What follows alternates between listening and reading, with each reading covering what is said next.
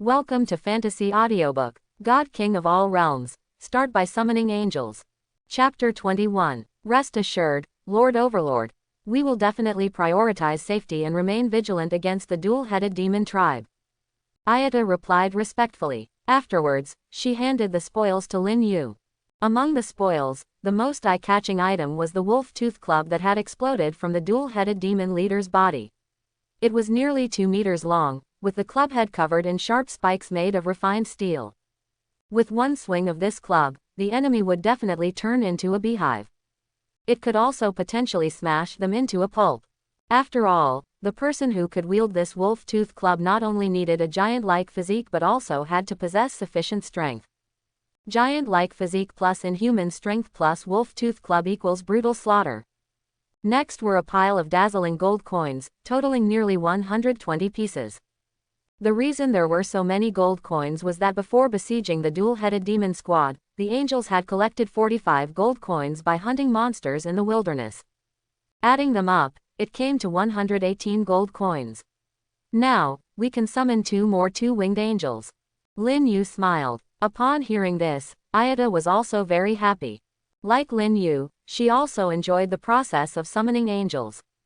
Because each time Lin Yu summoned, it meant they were one step closer to the revival of the angel clan. As for the remaining blueprint, Lin Yu didn't examine it closely. He turned and walked into the hall of the Overlord. Ayata followed closely behind. Before long, the 2 newly summoned two-winged angels were summoned by Lin Yu. Greetings, Lord Overlord. Upon seeing Lin Yu, the 2 just summoned two-winged angels immediately saluted respectfully, their eyes filled with reverence for Lin Yu. Lin Yu nodded slightly. He then named the 2 two-winged angels, Rui and Halen. From then on, the number of members in the angel squad reached 9. Lin Yu turned to Ayata, who stood respectfully by his side, and said, I have dispatched several goblin warriors back to their tribe to lure out a group of goblins. When the time comes, you will be responsible for purifying their souls. Lin Yu now understood that the so-called soul purification was actually a means for the angels to spread faith to intelligent beings, using the holy light and angelic flame. In the past, Lin Yu would probably have regarded it as evil. But now, he fully agreed. Because he himself was the evil god, standing behind the angels. The angels were spreading his faith, consolidating the foundation for his future ascension to godhood, and helping him gain endless followers, making him the supreme and strongest god of faith. What reason did he have to oppose it? There was no reason, and he wholeheartedly supported it. Understood, Lord Overlord. Ayata respectfully complied. Then, under Lin Yu's signal, she left the hall of the Overlord with the newly summoned angels, Rui and Halen, and went to the wilderness to meet up with the other angels. Watching the backs of the 3 angels as they walked away, Lin Yu couldn't help but mutter. Because he suddenly thought of a question. All the angels he summoned were actually female angels, with no male angels appearing. Could it be that the angels in the real world were only female characters? Or, when reaching a higher level, such as summoning 6 winged angels or 12 winged angels, would male angels appear? This was a question worth clarifying. Lin Yu was quite eager, so he immediately initiated a remote consciousness communication with Ayata, who had just left the territory, to inquire about this matter. Soon, he received a reply from Ayata. She said that during the incubation process in the reincarnation pool, angels were genderless sacred beings. The reincarnation pool was the birthplace of all angels. At the moment of birth, the angel's gender would be determined. Regarding the issue of choosing gender, angels had the ability to decide for themselves. When Ayata and the others were being incubated, they actively assigned themselves the role of female angels. This was because in the process of spreading faith, female angels were more likely to gain the favor of believers and were more conducive to the spread of faith in the world of intelligent beings. Lin Yu's expression was astonished. Angels can actually assign their own gender. Yes, Lord Overlord, Ayata replied, this is done with the power of the reincarnation pool, but it can only be done once in a lifetime. From the moment they leave the reincarnation pool, the angel's gender is determined. After a momentary pause, Ayata said to Lin Yu, if Lord Overlord prefers male angels, you can intervene with your thoughts when summoning angels. Then, the angels that descend will be male angels. Generally speaking, The strength of male organisms is generally stronger than that of female organisms. Ayada thought that Lin Yu also had the idea of summoning male angels. There is absolutely no need. Lin Yu firmly denied it, and even the idea conveyed to Ayada became stronger. Female angels are fine. He didn't dislike male angels. It's just that he prefers beautiful and gentle female angels. I understand, Lord Overlord. Ayada expressed her understanding. At the same time, she also informed the other members of the angel team about this news. After learning about Lord of Holy Light's preferences, the beautiful angels were also very happy. It was their honor to be favored by Lord of Holy Light.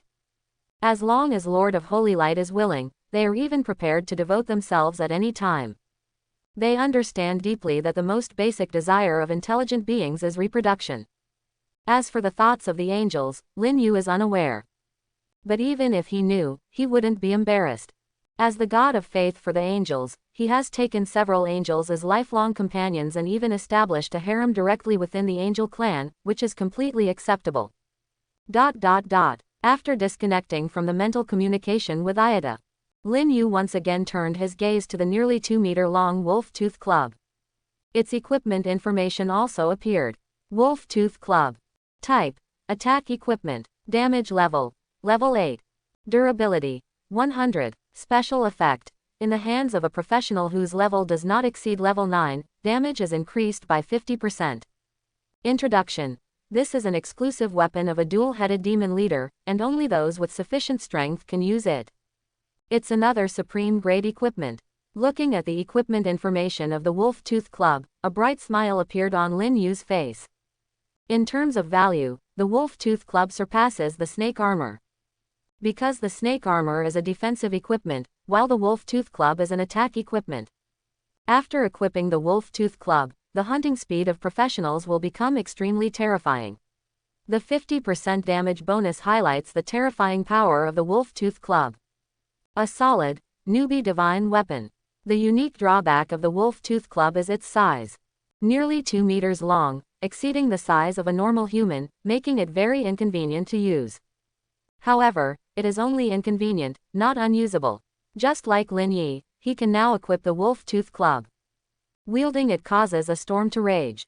With a single strike, the air will be shattered. The scene is extremely terrifying. However, this Wolf-Tooth Club is too heavy, and it is difficult for Lin Yu to swing it continuously with his strength. If it were a professional of the same level, the usage time should be able to be extended. After reaching level 5, any professional should be able to use this Wolf-Tooth Club easily. The humanoid units are the same. After pondering for a moment, Lin Yu also planned to list this Wolf-Tooth Club on the island trading platform.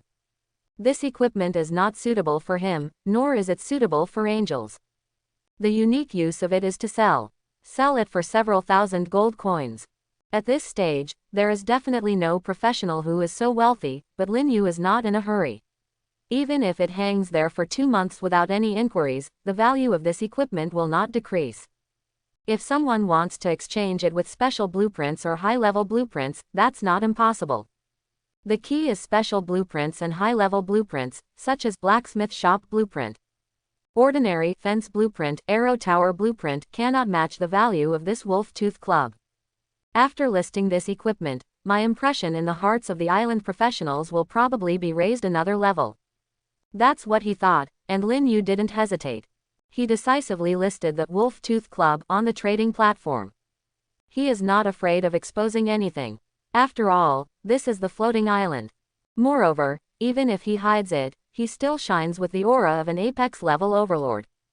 The appearance of the Wolf-Tooth Club will at most make his aura more dazzling, without causing too much impact or threat to himself.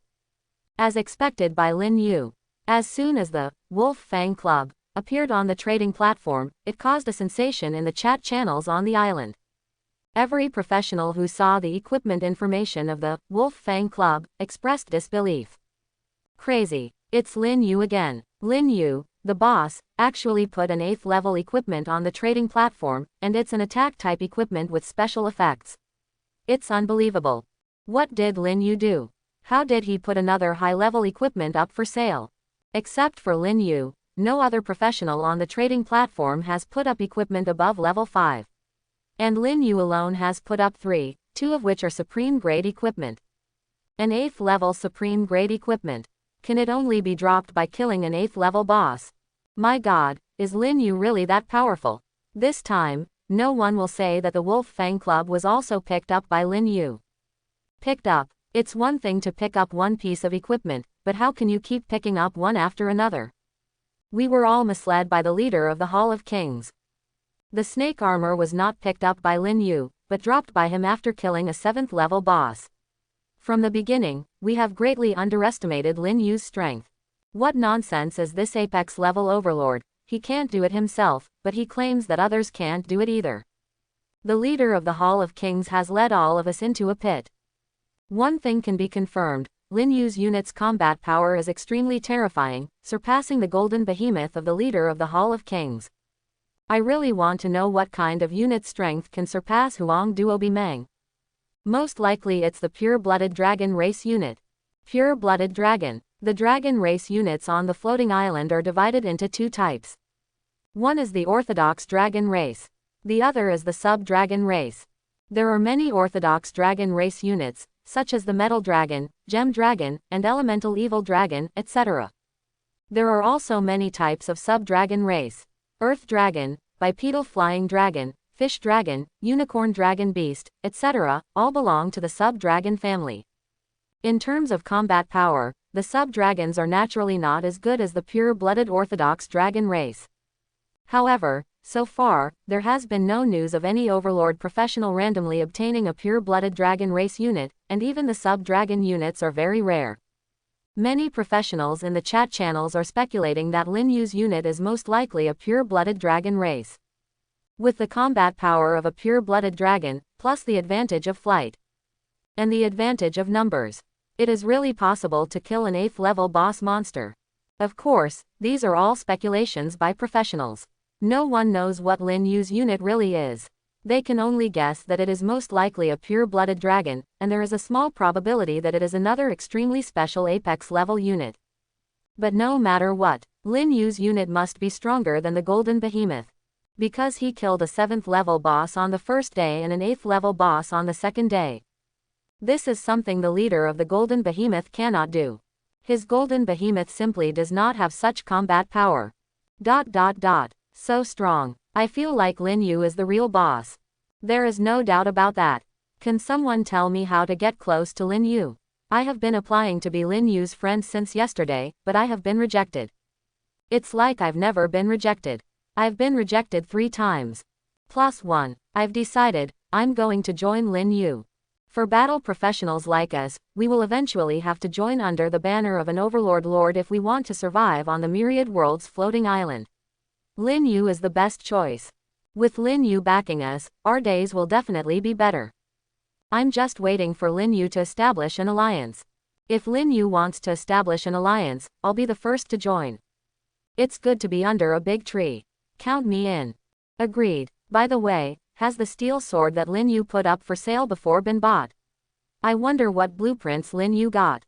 It could be a warehouse, a fence, or an arrow tower. An overlord wants to upgrade their territory to a middle-level village, and having these 3 buildings is a prerequisite. I think Lin Yu is also in urgent need of these 3 building blueprints.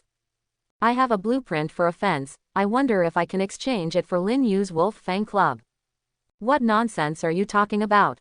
The Wolf Fang Club is an 8th level supreme grade equipment. Exchanging it for 3 or 5 blueprints for a fence would be more than enough. If only I had a special blueprint, then I could take the opportunity to add Lin Yu as a friend and it would be convenient to join him in the future. Just go to sleep, you'll definitely find it in your dreams. Quote. Quote. I underestimated Lin Yu once again. While the chat channel was bustling with activity, the territory of the Hall of Kings guild leader was silent. This was the current mood of the youth, feeling as if he had fallen into an ice cellar. When he saw the information about the Wolf Fang Club on the trading platform, the youth felt a chill rush from the top of his head and then spread throughout his body. He felt a coldness and a sense of horror. Because without even looking at the information in the chat channel, he could infer that he had underestimated Lin Yu. Lin Yu's troops were even stronger than he had imagined. They were definitely not something his golden behemoth could compare to. What kind of troops does Lin Yu have? His combat power is so terrifying. It's only the second day since he arrived on the floating island, and Lin Yu's troops can already kill an 8th level boss. It's like he's cheating. At this moment, the youth felt that he had encountered his greatest enemy in his lifetime. That enemy was Lin Yu. He had every reason to believe that Lin Yu would be the biggest obstacle for him to become the lord of the floating island in the future. If he didn't get rid of Lin Yu, he wouldn't be able to claim the position of lord. He can even kill an 8th level boss. Unless something unexpected happens, Lin Yu's level has probably already reached level 2. In terms of level, I am behind Lin Yu. The youth gritted his teeth and said, but I won't admit defeat. In any case, I have the strongest alliance on the island. In terms of power, Lin Yu can't compare to me. As long as I manage the Hall of Kings properly, I will definitely surpass Lin Yu. I must surpass him. At this moment, the youth felt a great sense of urgency. And he wasn't the only one. All the overlord professionals on the island felt uneasy and had an urgent desire to develop their territorial power. Now, Lin Yu could already kill an 8th level boss. His strength was much stronger than theirs. If they didn't develop faster, they would be left far behind by Lin Yu sooner or later. There was no hope of defeating Lin Yu's powerful army of super troops in the future battle for the island. To sum it up, Lin Yu has already surpassed all the overlord professionals. If I can surpass him, I can surpass all the overlords. Although we are all overlord professionals, unconsciously, Lin Yu has become the target I must strive to catch up with. It's not an exaggeration to say that he is a top-tier hidden expert. To catch up with Lin Yu. To make Lin Yu the target to surpass. It had almost become the voice of all the overlord professionals on the island. They could ignore the golden behemoth overlord, but they couldn't ignore Lin Yu. Because Lin Yu had achieved what none of them could. That was the gap. With a gap, they could only chase after him. At the same time, countless professionals also had the same thought, which was to use all their connections to find out Lin Yu's identity when they returned to the Blue Star. A super apex level overlord like Lin Yu would undoubtedly become a dominant force in the myriad world's floating island if he didn't die prematurely.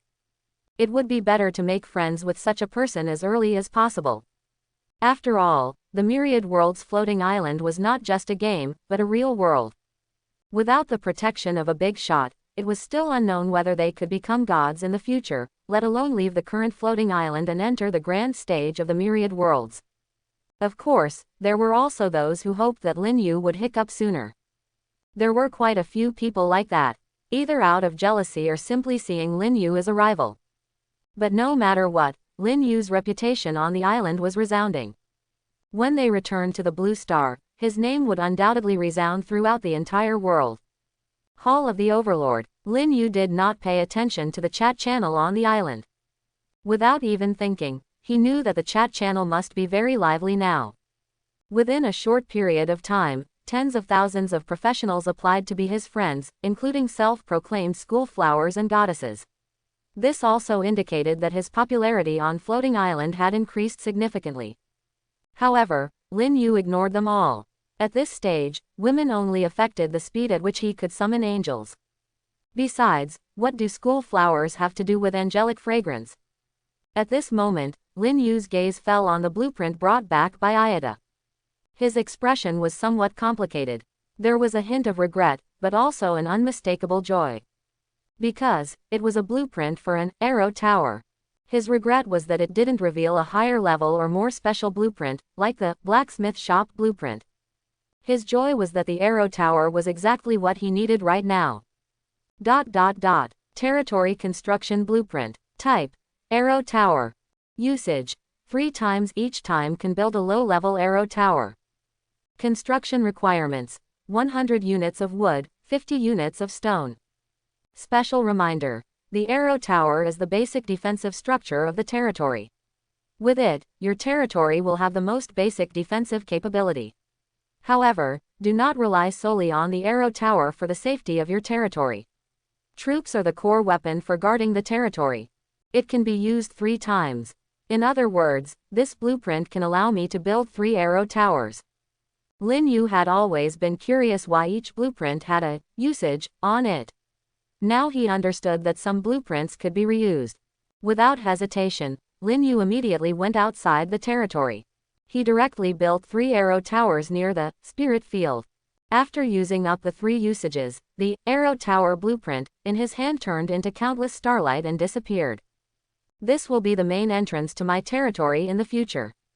The defensive strength must be strengthened.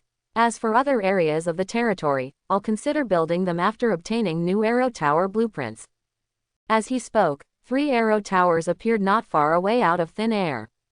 They were made entirely of wood and were about 6 meters tall. At the top of each arrow tower, there were 3 longbows set up, which didn't require manual control or additional preparation of arrows. Under the influence of the rules of the floating island, defensive structures like the arrow tower had the ability to automatically reload and automatically attack nearby enemies. As long as they weren't knocked down or destroyed, the arrow towers would continue to attack hostile units without stopping. This was quite amazing. Now that the arrow towers have been built, only the fence is left. The closer he got to the final step, the more urgent Lin Yu's mood became. He wished the angel squad would immediately drop a fence blueprint so that he could upgrade his territory synchronously. However, Lin Yu also knew that getting a blueprint was not something that could be rushed. It all depended on luck. If luck was good, it was possible to obtain blueprints by hunting low-level monsters. If luck was bad, then he could only pray to the goddess of luck. Lin Yu opened the island trading platform. He glanced at the remaining time for the snake scale to be listed. In a few hours, the flash sale period for the snake scale will be over, and I'll auction it directly. The flash sale price of 3,000 gold coins was obviously too extravagant for any professional, so he could only choose to auction it again. With the current financial strength of professionals, it's impossible to sell it for several thousand gold coins. My bottom line is 1,000 gold coins. If a professional can offer 1,000 gold coins to bid for the snake scale, I'll sell it directly. The value of the snake scale couldn't be measured by just 1,000 gold coins. But Lin Yu couldn't keep holding onto it either. In 1 or 2 weeks, the snake scale could indeed be sold for a high price, but the time was too long, and Lin Yu didn't want to wait. He had already made up his mind to sell the snake scale. Even if he really only sold it for 1,000 gold coins, it would be enough for him to summon 22 winged angels. 22 winged angels can definitely create greater value for him within 1 or 2 weeks. Whether it's the possibility of obtaining blueprints, equipment, or leveling up, the profits will far exceed those thousands of gold coins. It may seem like a loss, but in reality, it's not a loss at all. Lin Yu muttered to himself, individual professionals cannot obtain 1,000 gold coins in just 1 day, but those alliance leaders have a large number of alliance members under their command. With the help of the alliance leader's identity, it shouldn't be a problem to obtain a batch of gold coins from those alliance members. Therefore, achieving the minimum price of 1,000 gold coins is completely possible. He would feel heartbroken if the snake scales were sold too cheaply. He could only hope that the alliance leaders would be smart enough to think of ways to obtain gold coins. In that case, the snake scales would be able to sell. Time quickly passed, and it was already noon. The auction for the snake scales hadn't started yet, but the angel squad had already given Lin Yu a surprise. Of course, it wasn't another blueprint or equipment that was obtained, but rather the successful implementation of his plan to deal with the goblin tribes, tit-for-tat, strategy. An hour ago, the goblins, including Lewin, successfully returned to the goblin tribe. Not returning home for 1 night wasn't a big deal in itself. However, Lewin and a few other goblins were summoned by the goblin chieftain for questioning. This was because the tribe had inexplicably lost over 100 goblins from yesterday until now. This was a big problem. Facing the questioning of the goblin chieftain, Lewin calmly explained the cause and effect of the matter. He claimed that they accidentally discovered a cave belonging to the Grey Dwarves. The cave contained a large amount of food reserves. The goblins that disappeared yesterday were guarding the food. However, because night fell, they didn't dare to return to the tribe at night. This time, they came back to lead the tribe members to transport the food. After listening to Lewin's account, the goblin chieftain was very excited. He didn't doubt the truthfulness of Lewin's words at all. Because he believed that Lewin, a goblin, wouldn't dare to lie to him, let alone betray the goblin tribe. After all, without the protection of the tribe, where could the weak goblins go?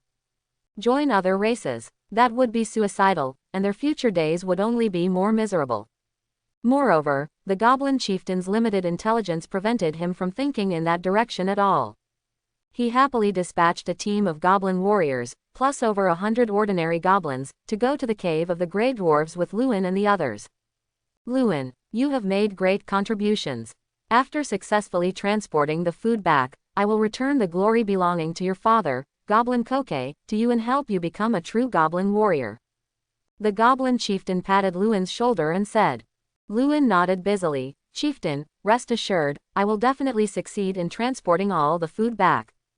Without waiting for the goblin chieftain to say anything else, he quickly led the long string of goblin troops out of the tribe.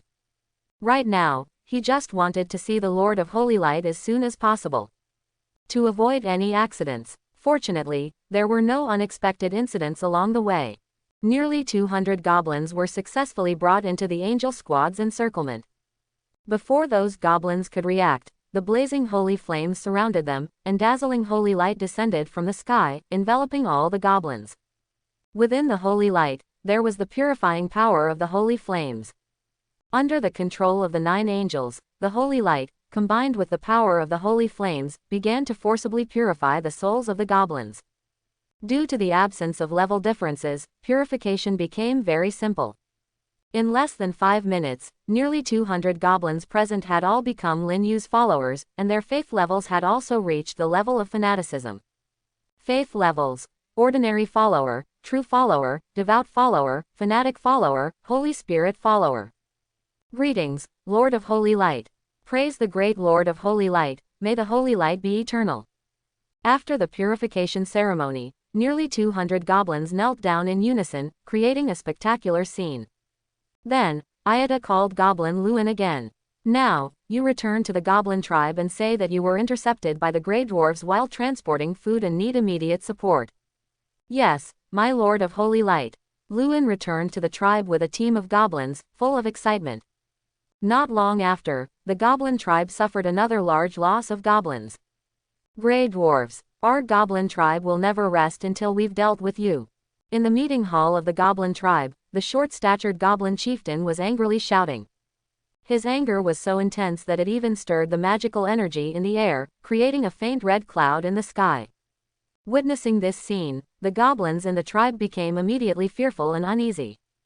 Their chieftain was a fire mage who controlled the element of fire. The appearance of the anomaly in the sky represented the chieftain's extreme anger.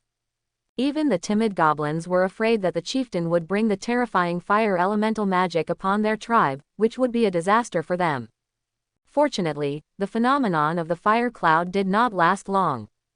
As the chieftain's roar subsided, the fire cloud gradually disappeared. Chieftain. In the tribe's hall, a muscular goblin warrior said, "Please give us your orders. This grudge must be avenged with the blood of the Grey Dwarves. Chieftain, we must seek revenge for our fallen tribesmen." Several goblins gathered in the hall. Each of them was a level 6 or 7 goblin warrior. There were even 2 level 8 commanding goblins among them. At this moment, all the goblins were filled with righteous indignation, eager to confront the Grey Dwarves and vent their anger. Because the cunning Grey Dwarves had caused heavy losses to their tribe.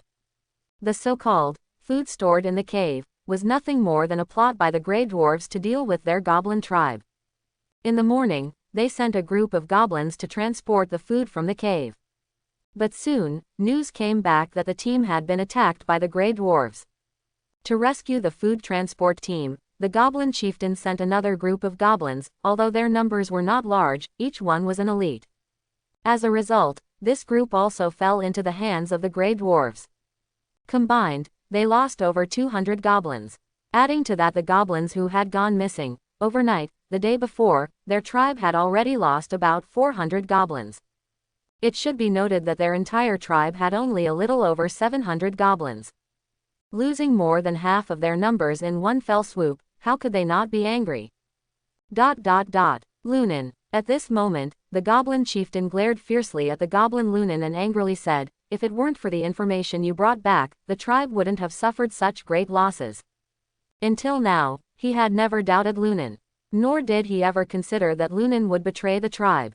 Because he believed that their enemy was the Grey Dwarves. Throughout history, goblins and Grey Dwarves had always been mortal enemies. As a goblin, Lunan had no reason to betray the tribe and join the Grey Dwarves. The goblin chieftain only believed that all of this was a trap set by the Grey Dwarves for their tribe, and the foolish Lunan had simply brought back the information. You despicable Lunan, why wasn't it you who died? The other goblins in the hall also cast angry glances at Lunan. Faced with their anger, Lunan lowered his head. His body trembled as he continuously apologized and blamed himself. But the truth was, his inner world was very calm, even a little excited. Because he had perfectly completed the task given to him by the Lord of Holy Light. When the time came, when the holy envoys led their troops to attack, he and the 30-odd goblin warriors who had, luckily returned, could join forces and capture the goblin tribe in one fell swoop. Although this was his tribe, he did not believe that he had done anything wrong. On the contrary, he believed that he was leading the tribe onto a brighter path. Only by believing in the holy light could the goblin tribe have a glorious future. When he was in the goblin tribe before, he couldn't eat enough, couldn't keep warm, and was often threatened by other intelligent races, such as the evil and powerful two-headed ogres. But in the territory of the Lord of Holy Light, he had a delicious meat meal on his first night. With the protection of the Lord of Holy Light, he had no worries about safety. Even when sleeping outdoors, he had no fear whatsoever. He firmly believed that the Lord of Holy Light would definitely make their goblin clan prosperous and thriving. So, when he received the follow-up tasks from Lord Envoy Iota, he hesitated not and led a whole team of goblin warriors to escape back to the tribe, preparing for the upcoming grand plan. The goblin chieftain's anger did not diminish as he angrily said, "Foolish goblin Lunan, you have completely lost the qualification to inherit your father's glory. You are not worthy of being a goblin warrior." "Chieftain, please calm down," Goblin Lunan said fearfully. "I will definitely repent and make up for the losses of the tribe." "Make up? How can a mere goblin warrior make up for the tribe? I wish I could kill you right now," the goblin chieftain angrily said. "Get out of here, leave this meeting hall that carries countless glory. I don't want to see you for a while." "All right, chieftain." Goblin Lunan immediately ran out without looking back. Watching his hurried departure, the goblin chieftain's anger increased, but he couldn't find a place to vent. "Chieftain, what should we do now? Should we immediately gather our existing forces and go to war with the cunning and treacherous Grey Dwarves?" "We must go to war, we must. Otherwise, it will be difficult to calm the panic in the tribe. But if we go to war, we are likely not a match for the Grey Dwarf tribe. The losses of the tribe today are already significant. If we rashly go to war with the Grey Dwarf tribe, it will only lead our tribe into irreparable ruin. Yes, we must not rashly start a war." The goblins in the hall were talking incessantly, annoying the goblin chieftain. "Enough." The goblin chieftain couldn't help but roar, "All of you, get out. I need some peace and quiet." Faced with the raging chieftain, the goblins could only sigh and leave. After all the goblins had left the hall, the goblin chieftain sat back on his chieftain throne with a dejected expression and muttered to himself, "The losses of the tribe are so severe, going to war is a path to death. The only thing I can do now is to shrink the tribe's territorial defenses. We can't let those Grey Dwarves succeed anymore. As long as I am here in the tribe, those Grey Dwarves won't dare to come and attack." The goblin chieftain had confidence in his own strength. But he couldn't imagine that the series of events that had occurred had nothing to do with the Grey Dwarf tribe. The Grey Dwarves were innocent victims. What he couldn't even imagine was, the nearly 400 goblins lost by the tribe not only didn't die, but they all turned into units of the enemy forces. And most importantly, the enemy forces could attack at any time. Compared to the gloomy mood of the goblin chieftain, Lin Yu, the mastermind behind the events, was very happy. In the blink of an eye, the number of his followers had skyrocketed from just over 100 yesterday to nearly 400, half of whom were goblin warriors, elite troops ready for battle. His territorial power had greatly increased. The power of the goblin tribe had been severely weakened. Naturally, he was in a good mood. Once, twice, but not 3 times. The story of the boy who cried wolf won't fool anyone the third time. It's no longer realistic to weaken the goblin tribe's power using this method. Next, we need to attack head-on.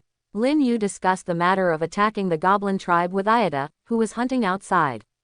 Finally, the time for the attack was set. At the moment when the sun rises tomorrow morning, Ayada and Sally needed to intensify their hunting and reach level 7 before returning to the territory at night, in order to defeat the goblin chieftain who was a level 9 elemental mage. Lin Yu also wanted to see if he could obtain the fence blueprint today. If he could get it, he could upgrade his territory and summon the four-winged angel. With the help of the four-winged angel, capturing the goblin tribe would be even more secure. The time is almost up. Lin Yu opened the island trading platform. On the platform, there were only a few minutes left for the flash sale of snake scale. 24 hours had passed, and no professional could produce 3,000 gold coins to snatch that snake scale, so it could only be auctioned. Except for Lin Yu. At this moment, countless professionals also turned their attention to the trading platform. They were all paying attention to the snake scale. Whether they had the intention to participate in the bidding or just wanted to join in the fun, it showed that Lin Yu's publicity plan was very successful. The more people paying attention, the higher the final transaction price of the snake scale. Soon, a few minutes passed, and the unsold snake scale was forced to be taken off the shelves and returned to Lin Yu's hands. Without hesitation, he put the snake scale back on the shelves. The trading was set to bidding mode. The starting price was 600 gold coins, and each bid had to be at least 10 gold coins. The bidding duration was 1 hour. Compared to the staggering 3,000 gold coins for the flash sale, the starting price for the bidding of the snake scale was only a quarter of that, which could be considered a huge discount. However, it was very abnormal. 10 minutes had passed, and not a single professional participated in the bidding. This made Lin Yu somewhat puzzled. Island chat channel. It seems like Lin Yu is going to be embarrassed. 10 minutes have passed, and not a single participant in the bidding. Lin Yu is definitely going to be furious. Why would he be furious? With such a supreme grade equipment, if it can't be sold, he can just wear it himself. On the contrary, if it is sold, I would feel sorry for Lin Yu. The problem is, Lin Yu is an overlord. At this stage, the overlord doesn't even need to wear equipment. Even if it's a real divine weapon, it's not as useful as exchanging it for gold coins to summon more troops. Agreed. If I were Lin Yu, I would sell that snake scale too. With gold coins, he can summon more troops and obtain more equipment. The profits he can make during this period will far exceed the value of that snake scale. But the problem is, that snake scale is already up for auction, and yet no one is interested. I even suspect that those big shots have conspired not to participate in the bidding, not giving Lin Yu the opportunity to obtain gold coins and expand his troops. That's possible. When Lin Yu saw this message, he also had the same thought. Could it be that the big shots on the island were really teaming up to suppress him? This was not impossible. After all, he was already powerful enough. Some professionals even called him the strongest overlord on the island. Under such circumstances, it was completely reasonable for those overlords who saw him as a competitor or the combat professionals to join forces to suppress him. If that snake scale couldn't be sold, he wouldn't get a large sum of gold coins. Naturally, he wouldn't be able to expand his troops. This could indeed delay his development speed. Another 10 minutes passed. It was almost half an hour since that snake scale was put up for auction. But so far, no one had participated in the bidding for that snake scale. The bidding price had remained at the starting price of 600 gold coins without any changes. However, Lin Yu was not in a hurry. Even if his speculation was true and there were certain people on the island teaming up to suppress him, resulting in that snake scale not being sold, it didn't matter. He had a trump card in his hand and would soon become truly wealthy. After all, that snake scale was just a piece of equipment. Once the blacksmith shop officially started production, he would be selling equipment in batches. Because that snake scale was a high-level supreme-grade equipment, its value was beyond the reach of ordinary professionals. But if it was ordinary equipment produced in batches, suitable for the general professionals, it would definitely be snatched up by countless professionals. At that time, he would make a fortune. In addition, Lin Yu had another speculation. The so-called team up to suppress was just a baseless rumor. The real reason was that those professionals who wanted to bid for the snake scale didn't dare to participate too early in the auction to avoid driving up the price of the snake scale to an unaffordable level. This probability also existed. Of course, no matter what the final result is, it won't be a loss for Lin Yu. That's his only thought right now. Sell it if it can be sold, keep it if it can't be sold. Such a supreme grade equipment can't be sold.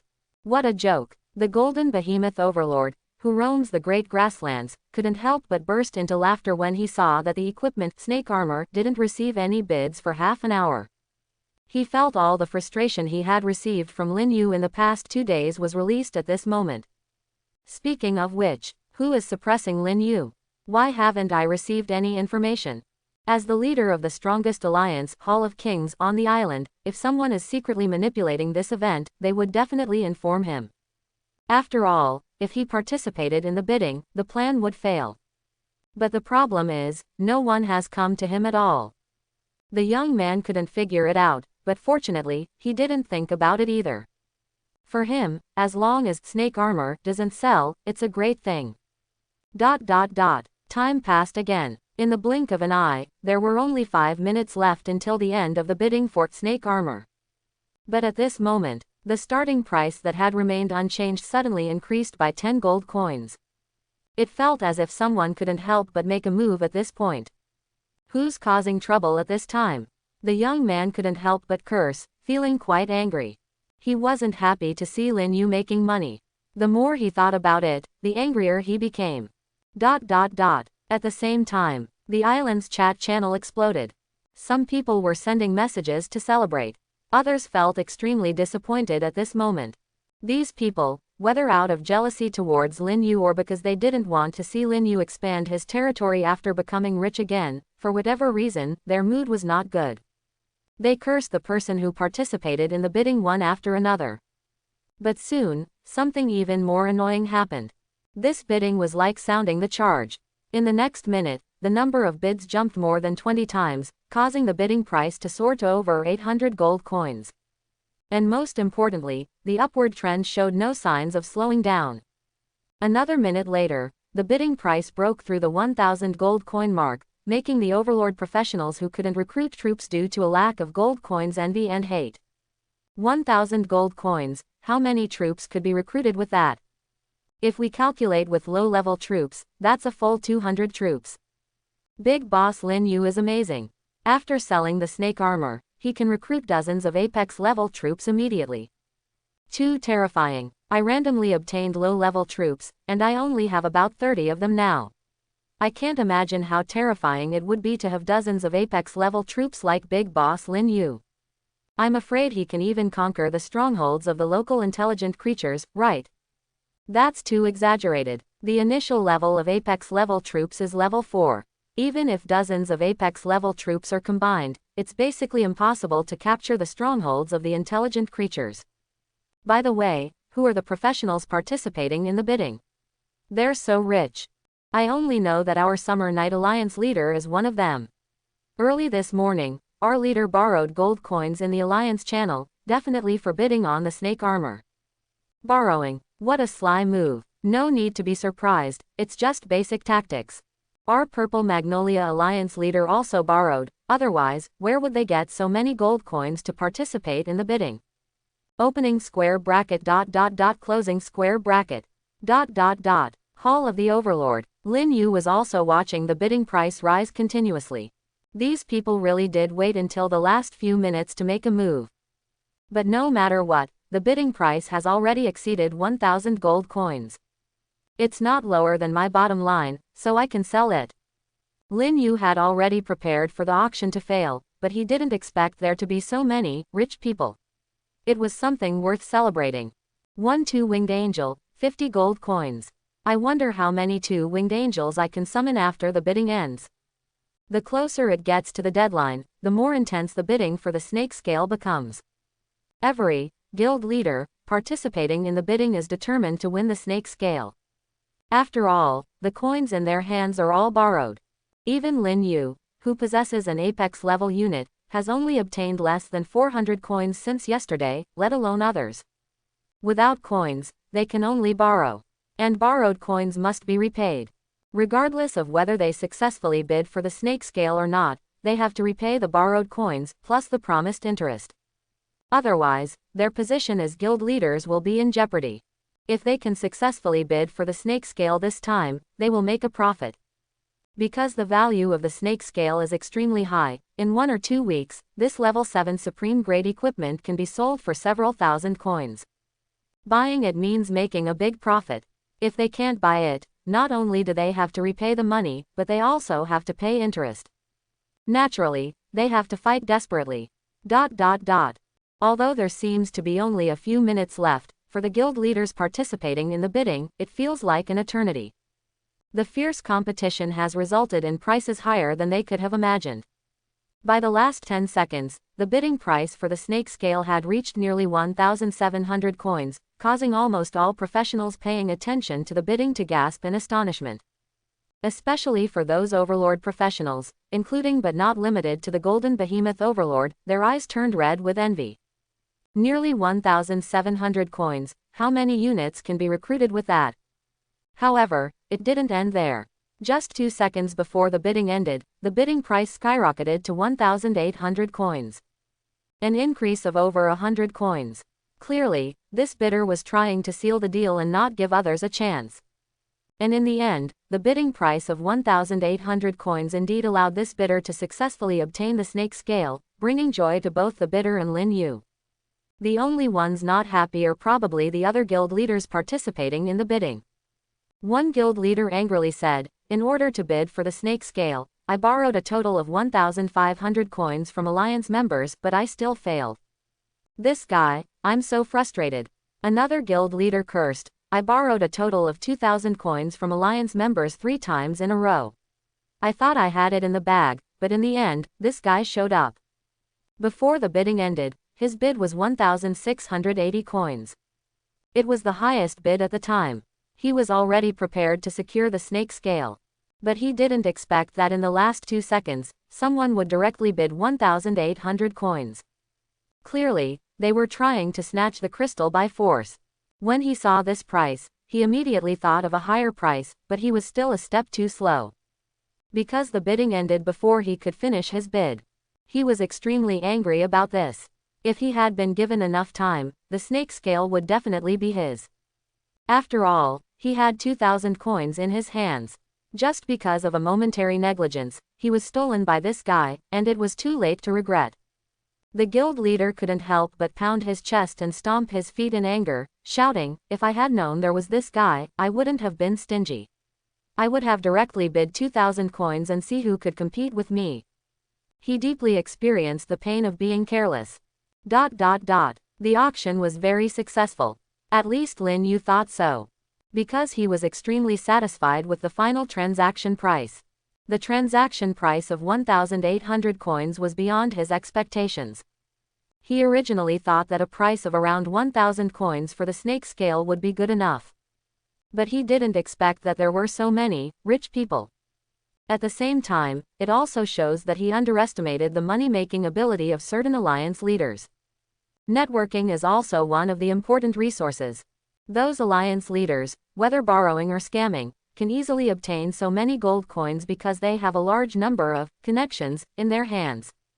If you lack gold coins, just borrow from alliance members. Anyway, it won't be paid back right away. At most, it's just throwing out a piece of promise. However, after obtaining a large number of gold coins, the development speed of those alliance leaders will skyrocket, and they will then receive huge profits.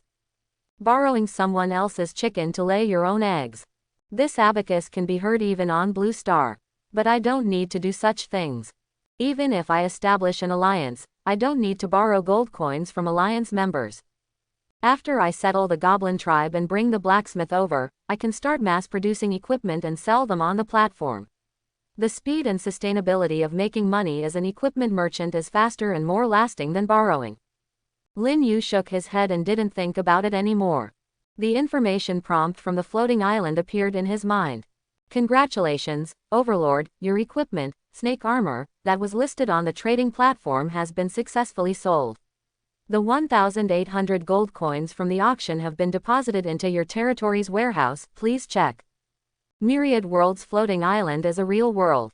There are no transaction fees, and there are no middlemen making a profit from the price difference.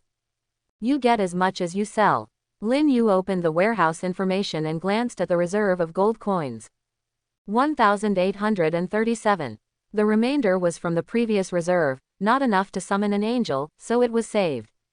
1,800 gold coins can summon 36 two-winged angels. Thinking of this, Lin Yu couldn't help but take a breath, feeling excited. Without hesitation, he immediately entered the Hall of the Overlord and communicated with the floating island, opening the black hole to summon the angels. Whether it was his illusion or because it was the first time summoning so many angels, Lin Yu suddenly felt a strange feeling when he saw the black hole. He felt that the black hole in front of him was different. Before Lin Yu could think too much, graceful and charming figures flew out of the black hole. Standard angel armor, holding a flaming angel sword, with a pair of snow-white angel wings on their backs, and emitting a holy radiance. At first glance, they were all stunningly beautiful. 36 beautiful two-winged angels. Not one more, not one less. Greetings, Lord Overlord. May the Holy Lord be eternal, and may the Holy Light be ever present. The angels gathered in the Hall of the Overlord, respectfully saluting Lin Yu. In each pair of golden eyes, there was reverence and fanaticism towards Lin Yu. This was a scene that could shake people's hearts. Those who hadn't experienced it firsthand couldn't understand how Lin Yu felt at this moment. And any words couldn't describe his current mood. It wasn't until a long time later that Lin Yu regained the calmness of his inner world and said to the dozens of beautiful angels gathered before him, "The radiance and faith will be guarded by all of you. I also look forward to the day when the angel race will revive in this world. Praise you, the Supreme Lord of Holy Light. We will follow in your footsteps and spread the holy light throughout countless worlds." The angels bowed down even more excitedly in front of Lin Yu. Lin Yu could clearly sense that a large amount of faith power emerged from each angel and finally converged into his body. The faith power from the angels far exceeded that of the goblin believers. Because angels are born as the highest level of Holy Spirit believers. This is also why goblin believers call angels, Lord of Holy Light. The title of Lord is only qualified to be worn by Holy Spirit level believers. Go. Lin Yu nodded slightly and said to the group of two-winged angels, "Go to the wilderness and join the angel squad. Ayada will tell you about this world." "Yes, Lord Overlord." The angels respectfully exited the Hall of the Overlord. Then, flapping their snow-white angel wings, they flew up into the sky and disappeared like streaks of starlight in the distance. Summoning 36 angels at once. Plus the angel squad. I now have a total of 45 two-winged angels under my command. In that moment, Lin Yu couldn't help but feel a surge of pride. A hunting team consisting of 45 super apex level units was undoubtedly the strongest on the entire floating island. It was unlikely that any overlord possessed such a powerful army. Lin Yu was confident in this. However, I shouldn't be arrogant. Being stronger than professionals is useless, surpassing the local forces on the island is what matters most. After all, the local forces are the biggest obstacle to professionals taking over the island.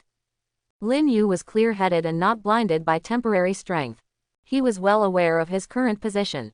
Although he was stronger than other professionals, his current power was still insignificant compared to the local forces on the island. At most, he could only deal with small forces like the Goblin tribe. But if he were to go to war with the dual-headed demon tribe, which had a king-level powerhouse, he would be the one defeated. No need to rush. At this rate of development, I will soon have the power to take down the dual-headed demon tribe. Then, I will start conquering this entire jungle. Lin Yu was very satisfied with his current rate of progress. Although the level of his territory was forcibly restricted due to issues with blueprints, at least the scale of his exclusive units had expanded. Exclusive units were the core of a territory. Being able to increase their numbers rapidly was something to be happy about. In the following period of time, Lin Yu checked the island chat channel while collecting more information about this floating island and other professionals. At the same time, he opened the island trading platform and listed the beast meat for sale. His goblin followers had been dissecting the bodies of monsters since early morning, and the goblin followers who went out with the angel squad were continuously bringing back the hunted monster carcasses. The work of dissecting monster carcasses was ongoing. Every once in a while, the stockpile of beast meat in the warehouse would increase. Lin Yu dealt with the beast meat by keeping the necessary rations and listing the rest on the island trading platform to exchange for wood, stone, and iron ore. These three basic resources were extremely important. They were needed for upgrading the territory and constructing territory buildings. Having a larger reserve would only bring benefits without any drawbacks. This way, there would be no need to worry about insufficient reserves when they were really needed, which would be troublesome. In addition to listing the meat, Lin Yu also searched for things he needed on the island trading platform, such as fence blueprints and spirit rice seeds. Unfortunately, he couldn't find any bargains until the afternoon. As more professionals on the island embarked on hunting, the number of blueprints, equipment, and spirit rice seeds on the trading platform increased. But that didn't mean the prices went down. To obtain these things, one still needed to pay a considerable amount of gold coins. This was determined by market demand.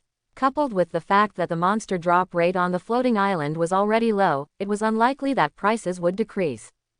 Scarcity makes things valuable. Professionals who are lucky enough to obtain these items are not willing to lower the prices. Even if they can't sell them, they are not in a hurry. Especially blueprints and spirit rice seeds, they are considered rare treasures. Equipment trades, on the other hand, happen from time to time. The equipment that dropped at this stage was mostly low-level equipment, slightly better than the initial equipment given on the floating island, so naturally, the prices weren't that high. Professionals with some capital would buy them. Compared to the high prices of blueprints, the equipment was in somewhat short supply. It's almost time. Tomorrow morning, I will attack the goblin tribe. With a blacksmith, I can mass-produce equipment and make a big profit on the trading platform. Another batch of hundreds of units of beast meat was listed on the trading platform. Lin Yu suddenly felt a bit bored.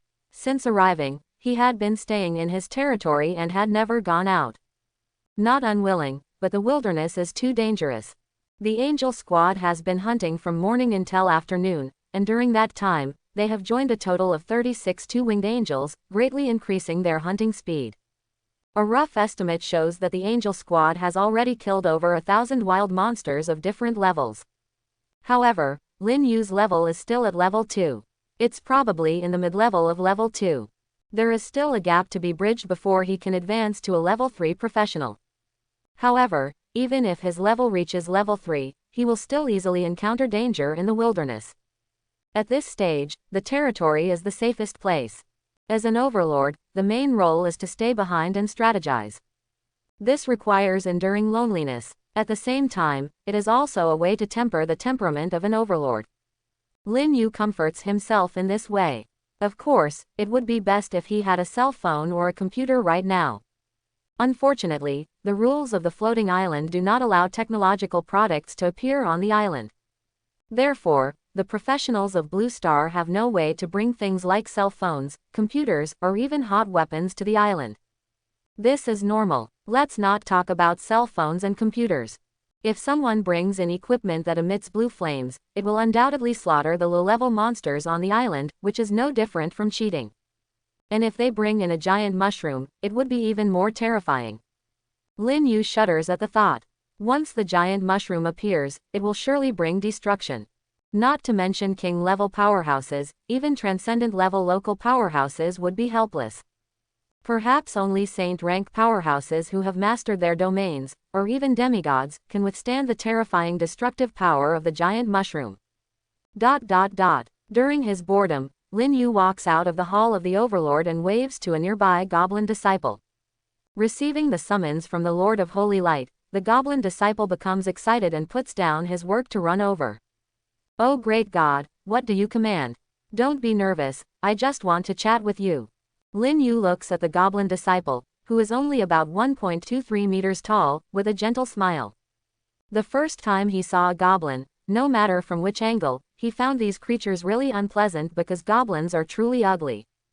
But now, he inexplicably finds goblins somewhat cute.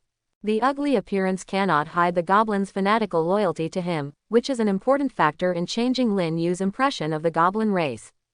After hearing Lin Yu's words, the goblin disciple becomes somewhat at a loss.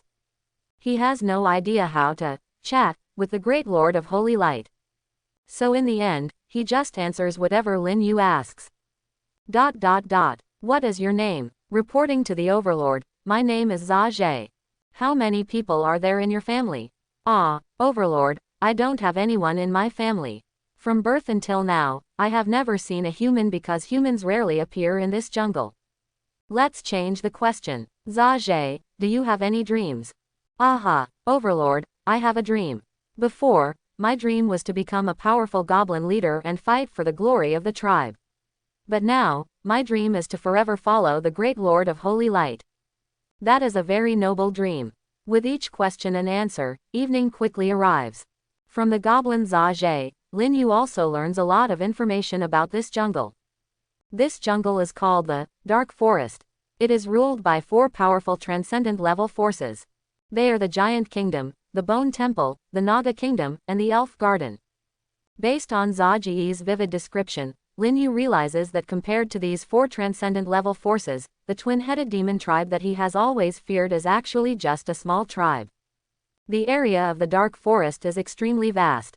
It stretches for countless thousands of miles. Within this vast forest, there are countless wild monsters and numerous strongholds built by indigenous intelligent creatures. These strongholds are scattered throughout the Dark Forest. The Goblin tribe, the two-headed demon tribe, and the defeated Grey Dwarf tribe are just a small part of them. These tribes seem to rule over a certain area and have their own territories, but in the entire Dark Forest, their power is insignificant. Especially compared to the 4 transcendent level forces, they can be considered weak and vulnerable. Only in the face of newly arrived professionals can they be called powerful.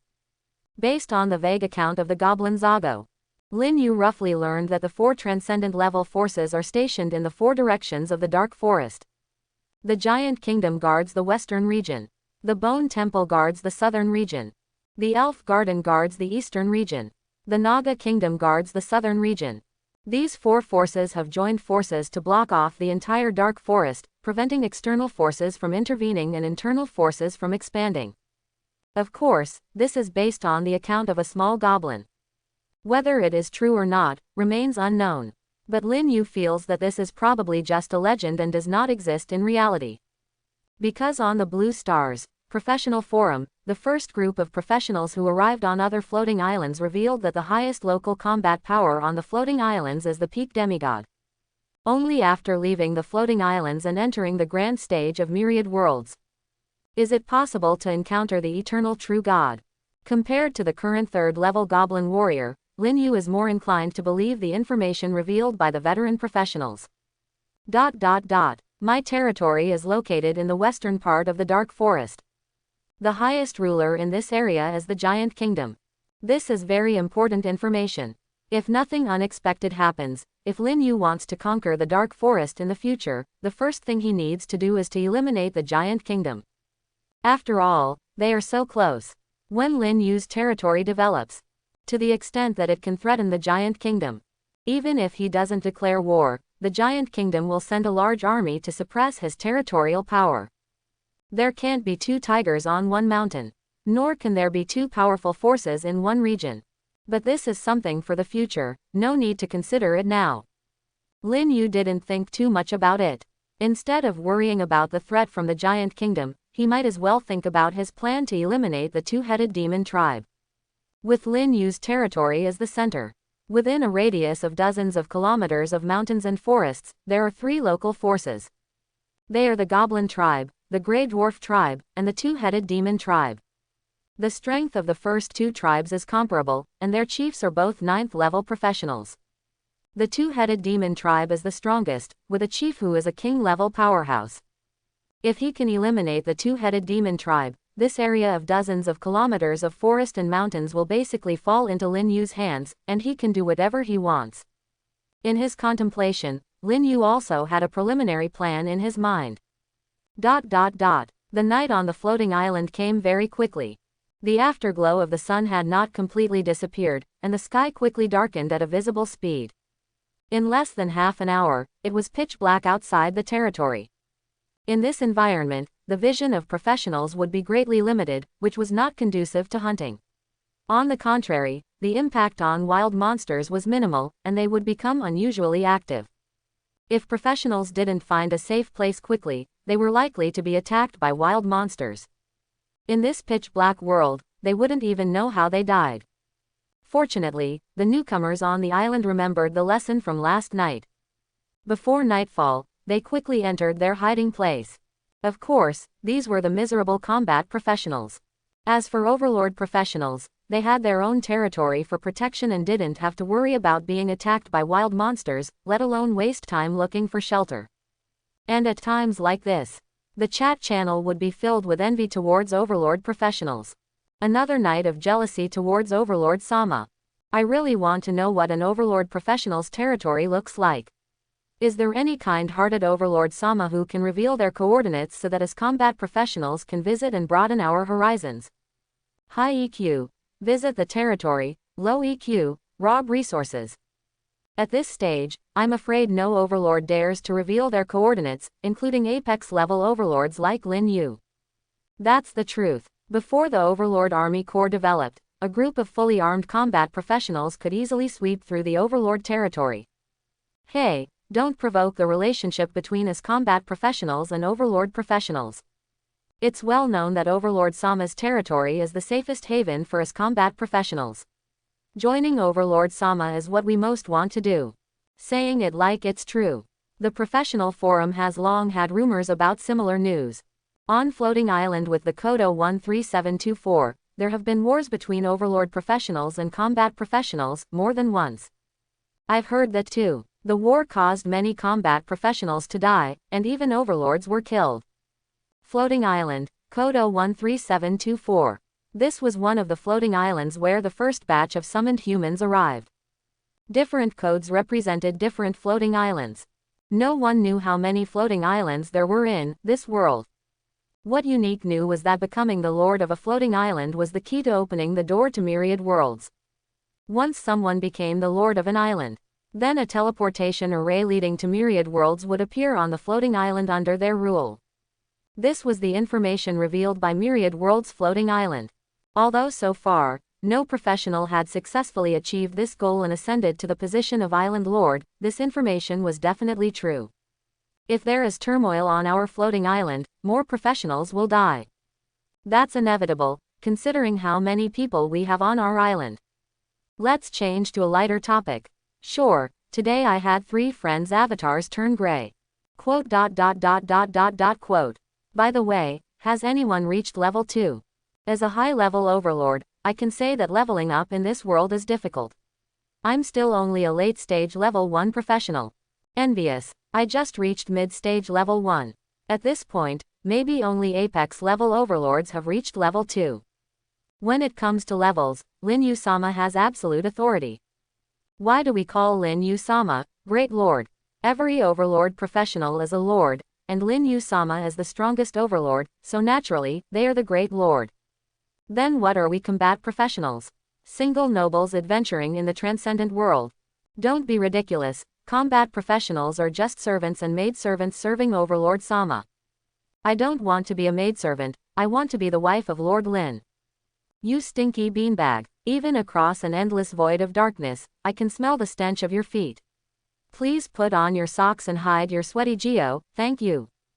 Get lost. Shortly after darkness fell, a soft and holy light suddenly appeared outside Lin Yu's territory.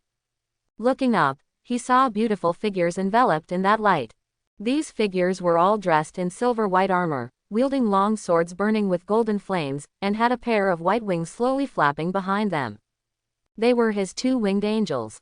A total of 45 of them, all returning to the territory. Behind the angel squad, there were also a series of small figures. If it weren't for the holy light illuminating the ground, Lin Yu wouldn't have been able to see them at all. This was a transport team composed of over 300 goblins. Every 2 goblins formed a group. They were all carrying the corpses of wild monsters. Neat sounds of, hey yo, came from their mouths.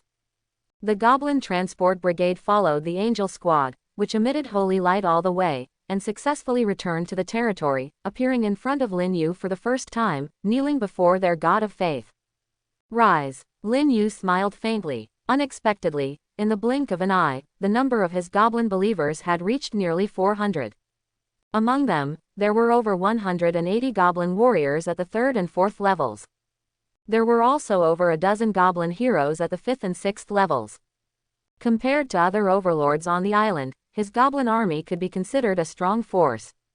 Lin Yu said to the goblin believers, "The firewood has been stacked over there, you can roast meat to solve the problem of dinner. Without my permission, no goblin is allowed to leave the territory." "Yes, great overlord, praise you, merciful and loving God." The goblin believers once again knelt on the ground, thanking their Lord of Faith with utmost piety. At this moment, Lin Yu once again sensed a large amount of faith power gathering within him.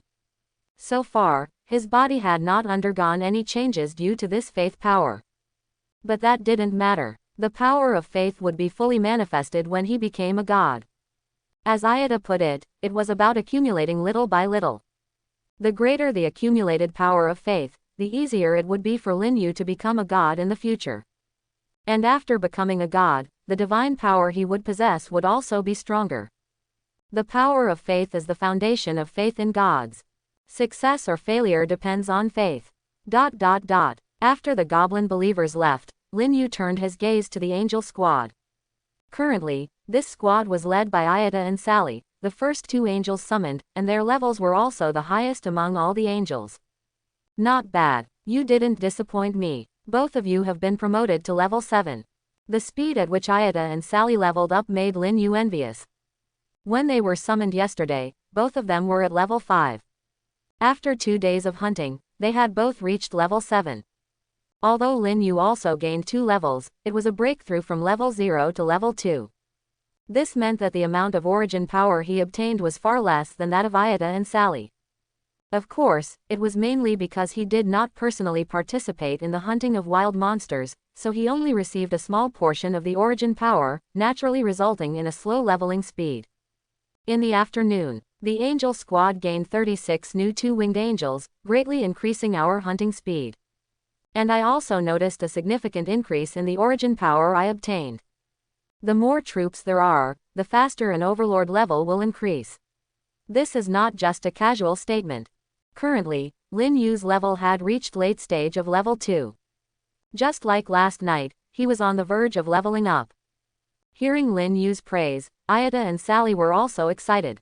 Excitement showed on their fair and delicate cheeks. For them, receiving praise from Lin Yu was their greatest honor. These angels had 2 tasks since they descended into this world. One task is to revive the angel clan and plant the flag of the Holy Light camp throughout the myriad worlds. Another task is to serve Lin Yu, who is the Lord of Holy Light. Naturally, Lin Yu's recognition and appreciation hold great significance for them. This is also the motivation they strive for. Ayada quickly said, "Lord Overlord, with the rapid expansion of the angel squad, Sally and I are confident that we can conquer the goblin tribe tonight." Conquering the goblin tribe is a plan made by Lord Overlord. The current angel squad is fully capable of completing this plan ahead of schedule, without necessarily waiting until tomorrow morning to declare war on the goblin tribe. No rush. However, Lin Yu waved his hand and said, "The goblin tribe isn't going anywhere. Attacking tomorrow morning will be just as effective. Besides, there are more risks involved in marching at night. Even if we capture the goblin tribe at night, it will be difficult to transport the seized resources back. Therefore, let's stick to the original plan. Tomorrow, at the break of dawn, we will launch an attack on the goblin tribe. In addition to your angel squad, there will be 200 goblin warriors from the territory participating in this tribal battle. However, their main task is to transport the seized resources, while you remain the main force." "Understood, Lord Overlord." Ayada respectfully obeyed the order. She was also eager to fulfill Lin Yu's plan. Now, hearing Lin Yu's analysis, she realized that she had indeed been impulsive. Marching at night was indeed risky. Even though the angel squad had no fear, it would be difficult for the accompanying goblin team to traverse the dark forest and reach the goblin tribe several kilometers away unscathed. During the journey, goblin believers would undoubtedly be attacked and killed by wild monsters. And such sacrifices would be meaningless.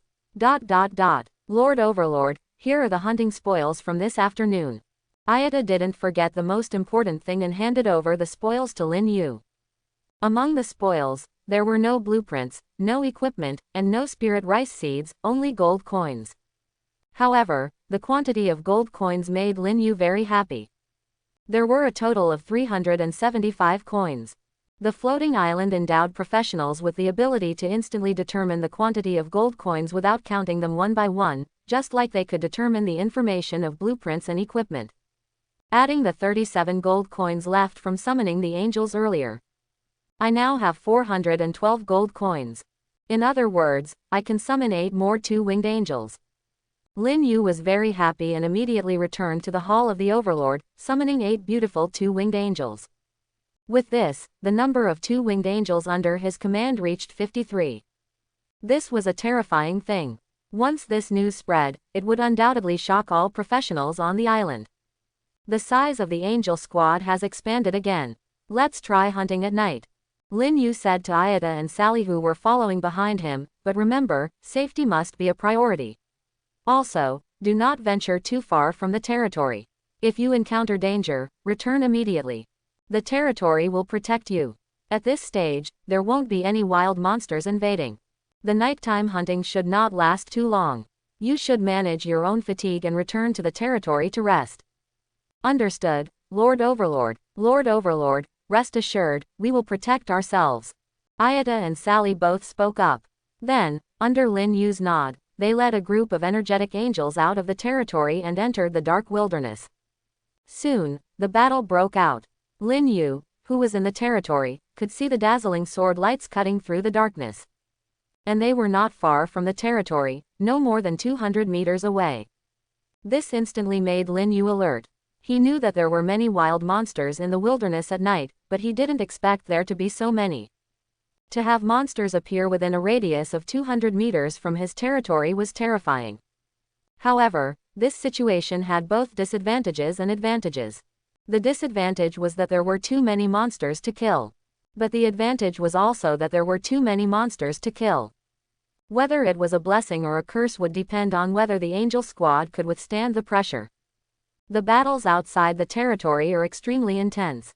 There are constantly numerous sword lights piercing through the darkness, illuminating the battlefield. Those are the techniques of the angels, the radiance of the Holy Cross sword and the Holy Light Slash. In addition to the techniques, there are angels releasing golden flames that burn the battlefield.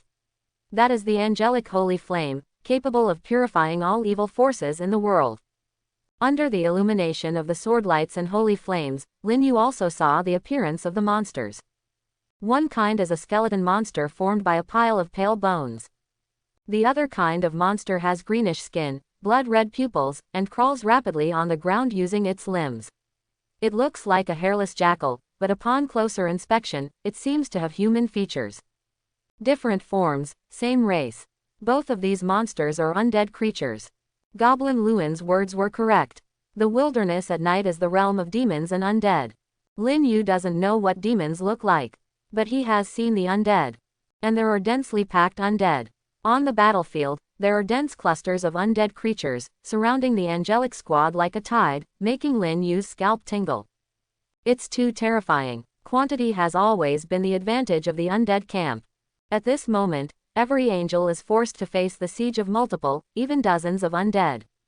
Fortunately, these undead creatures don't seem to be powerful. There are constantly large groups of undead creatures being killed by the angels. Lin Yu communicated with the Myriad World's floating island and opened the information prompt for killing ordinary monsters. A series of kill information prompts immediately appeared. And they kept coming. There was hardly any pause. With the help of the kill prompts, Lin Yu also learned the identity information of these two types of undead creatures. The skeleton monsters on the battlefield are low-level undead of the undead race. Most of them are level 1 or level 2 skeleton soldiers. Only a few are level 3 or level 4 skeleton warriors. The other kind of green-skinned crawling monster is called a ghoul. Most of them are mutated from dead humans, so they have some human features. The ghouls on the battlefield are generally level 3 or level 4. A few have reached level 5, becoming elite ghouls. Although their numbers are not as many as the undead, their strength is slightly stronger. The situation is still good. The enemies are all ordinary undead creatures, and no high-level undead have appeared. Looking at the intense battlefield in the distance, Lin Yu couldn't help but breathe a sigh of relief. The advantage of undead creatures lies in their numbers. Looking at the battlefield outside the territory, there are undead shadows everywhere, densely packed like swarms of insects. Under the circumstances of low levels, the angelic squad can still handle it calmly. But if a large number of high-level undead appear, then it would be dangerous. Not to mention hunting, the first reaction would be to retreat to the territory. Sure enough, as I thought, the sacred and luminous power mastered by the angels is the nemesis of undead creatures. Whether its techniques or the angelic holy flame, they can easily kill undead creatures. Lin Yu saw with his own eyes. A just summoned angel, at level 5, fighting against a ghoul of the same level. With a few sword strikes, not only did the ghoul have multiple sword wounds, but black smoke also emerged from the wounds. Originally, undead creatures couldn't feel pain. But the angel's attacks made the ghoul scream in pain, as if its vital points were hit and its soul was severely injured. Then, the ghoul seemed to be scared and turned to run. But it was quickly caught up by a beautiful angel with flying ability and beheaded with a sword.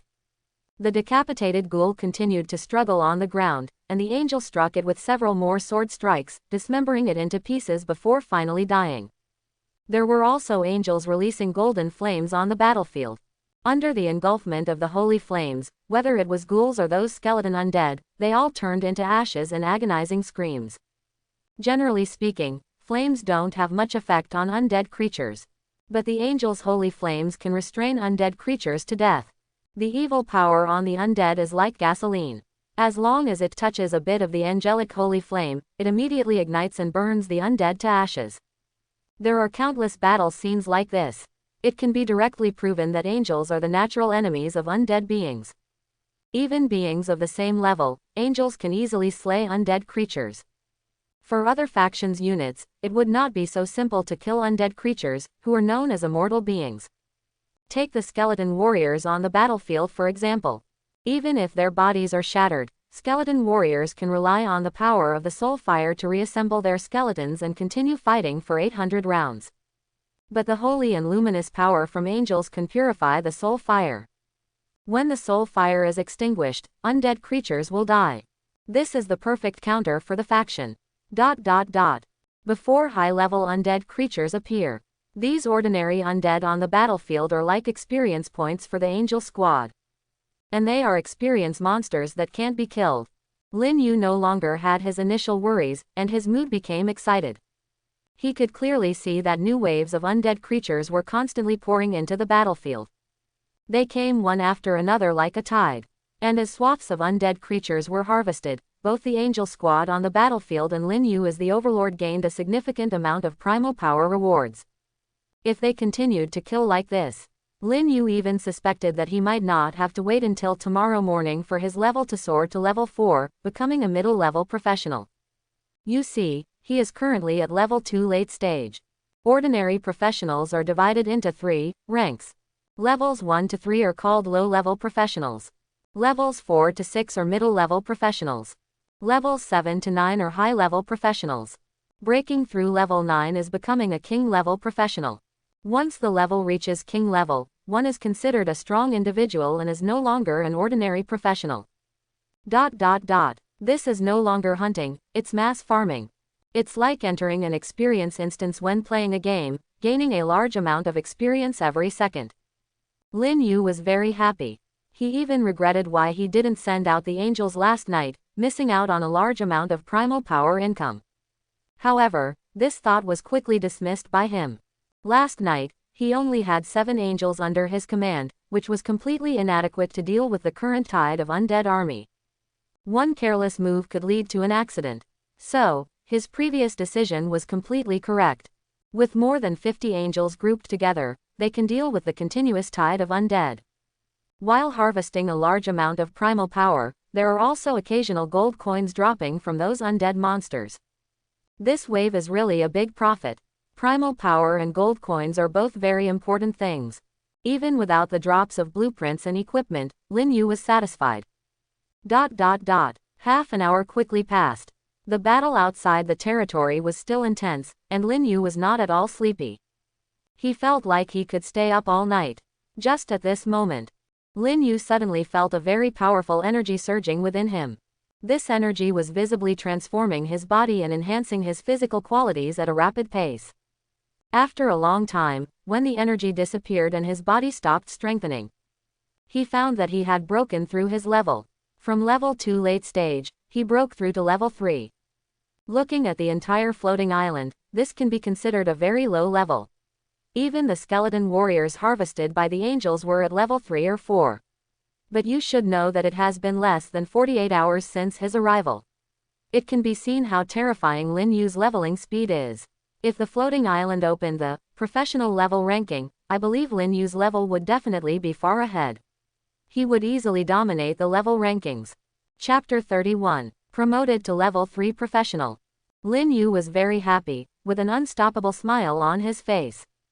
The leveling speed on the floating island was recognized as difficult.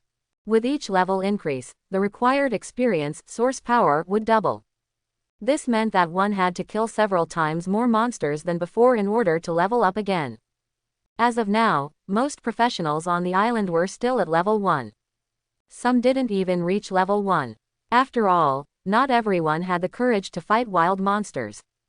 Of course, this wasn't important. What was important was that the top professionals on the island were probably only hovering around level 2. Either at level 1 late stage or just entering level 2.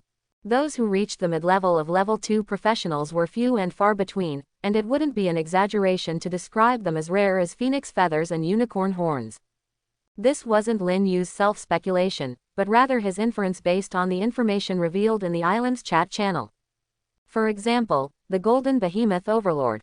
As an overlord with an apex level unit and the leader of the strongest professional alliance on the island, the Hall of Kings, the Golden Behemoth Overlord was undoubtedly a top boss. Apart from Lin Yu, he had the greatest reputation on the island. He was ahead of most professionals. However, his level was only at the early stage of level 2, and he had just leveled up this afternoon. This was revealed by the Golden Behemoth Overlord himself in the Hall of Kings chat channel, in order to enhance his prestige among the Alliance members. And some members of the Hall of Kings leaked this secret to the island's chat channel. Subsequently, it was known by countless professionals, including Lin Yu. Aside from attracting a wave of professionals to join the Hall of Kings, this incident also revealed the level of other professionals.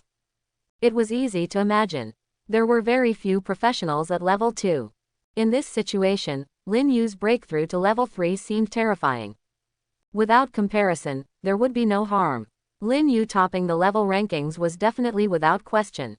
If Lin Yu's level information were to spread to the island's chat channel, it would not only cause a great shock, but many professionals would also say that it was impossible. No one's level could increase so quickly. If it did, it would be a bug. Lin Yu stood in the small square of his territory. His gaze passed through the boundary of the territory without fences and looked towards the dark battlefield in the distance. The battle between the Angel Squad and the Undead Legion never ceased. The wave-like undead creatures continued to charge forward, fearless of death. In the darkness nearby, it seemed as if countless undead creatures were gathering, launching wave after wave of attacks on the Angel Squad. Under the radiance of the holy light, Lin Yu could barely see the battlefield. The battle area spanning hundreds of meters was already covered with pale bones. Those were the remains left behind after the skeleton soldiers and skeleton warriors were killed, without blood and flesh, but even more eerie and terrifying. In addition to the skeletal remains, there were also many corpses of ghouls. Some had turned into ashes. Some had been cut into pieces by the Angel's sword. Since the start of the battle, the number of undead killed by the Angel Squad had already exceeded 1,000. This was a very astonishing number. It took the Angel Squad almost an afternoon to hunt the same number of wild monsters. And this battle had not even lasted an hour since it broke out. It could be seen how intense the battle was. At the same time, one could also imagine how terrifying the number of undead creatures hidden in the darkness was. It wouldn't be an exaggeration to say that the land was filled with undead. The angel squad won't be able to continue the battle until tomorrow morning. Such a high-intensity battle is a huge drain on the angels' magic power, physical strength, and even their spirits. I must remind Ayada and Sally. Thinking of this, Lin Yu contacted Ayada, who was on the battlefield, and told her to immediately lead the other angels back to the territory if they couldn't hold on, to avoid unnecessary casualties. Ayada quickly responded, "Inform Lin Yu that they can endure another round of battle." Upon hearing this, Lin Yu didn't say anything else. He believes in Ayada's abilities. In the following time, while paying attention to the battlefield, Lin Yu also sensed the continuously increasing power within his body. Being able to clearly sense the enhancement of his own power is something that brings great joy and even intoxication. Lin Yu couldn't help but become immersed in it. Additionally, counting the gold coins that dropped on the battlefield is also enjoyable. Under the shroud of darkness, the gold coins reflecting holy light and flames appear particularly dazzling and eye-catching, like stars embellishing the night sky. After counting once, there were more than 70 little stars. After counting again, the number of little stars increased to over 80.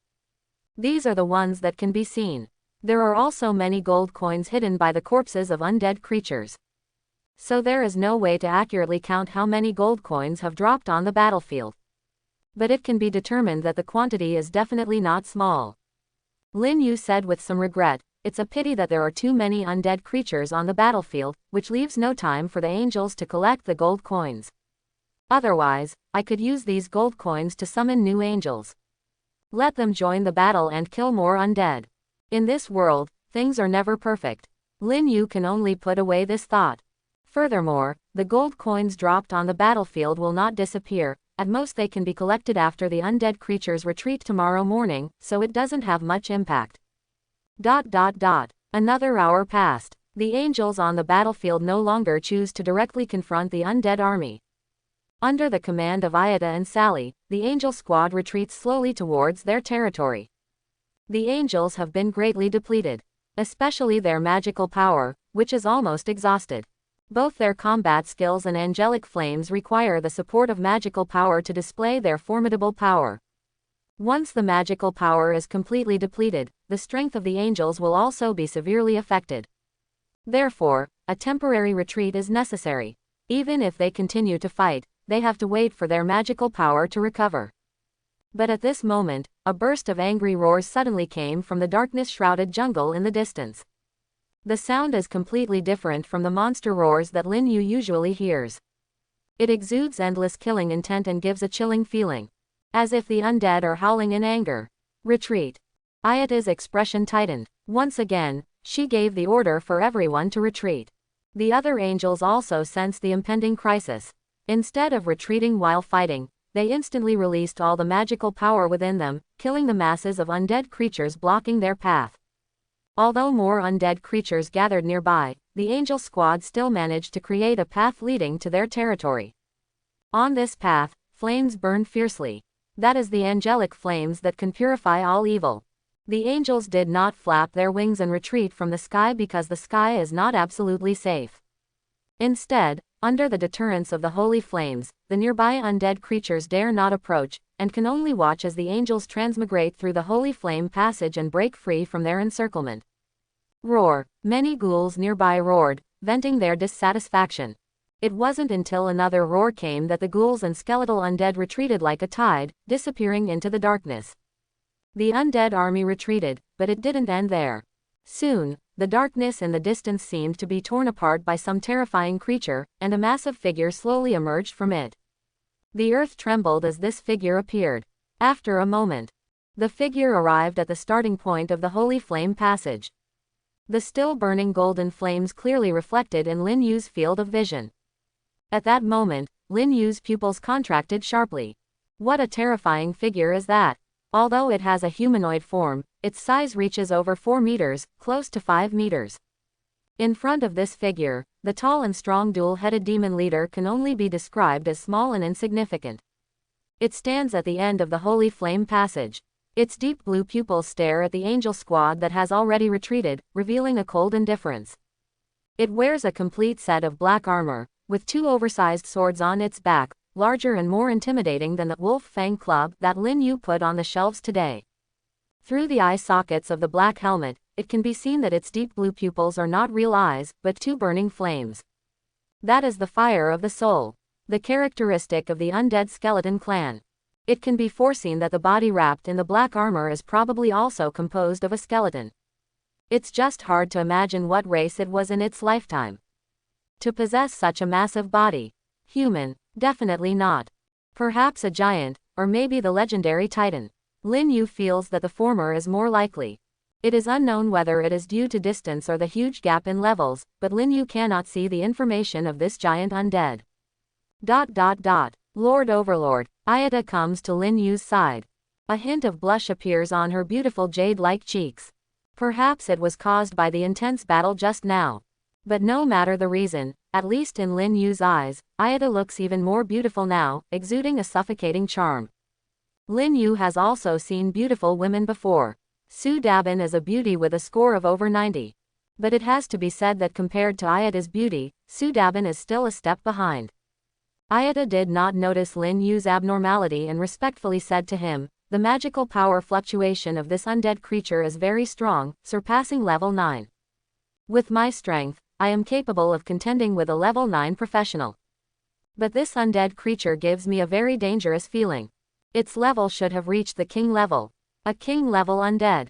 Lin Yu feels a chill. Kill the small ones, and bigger ones come. It's normal.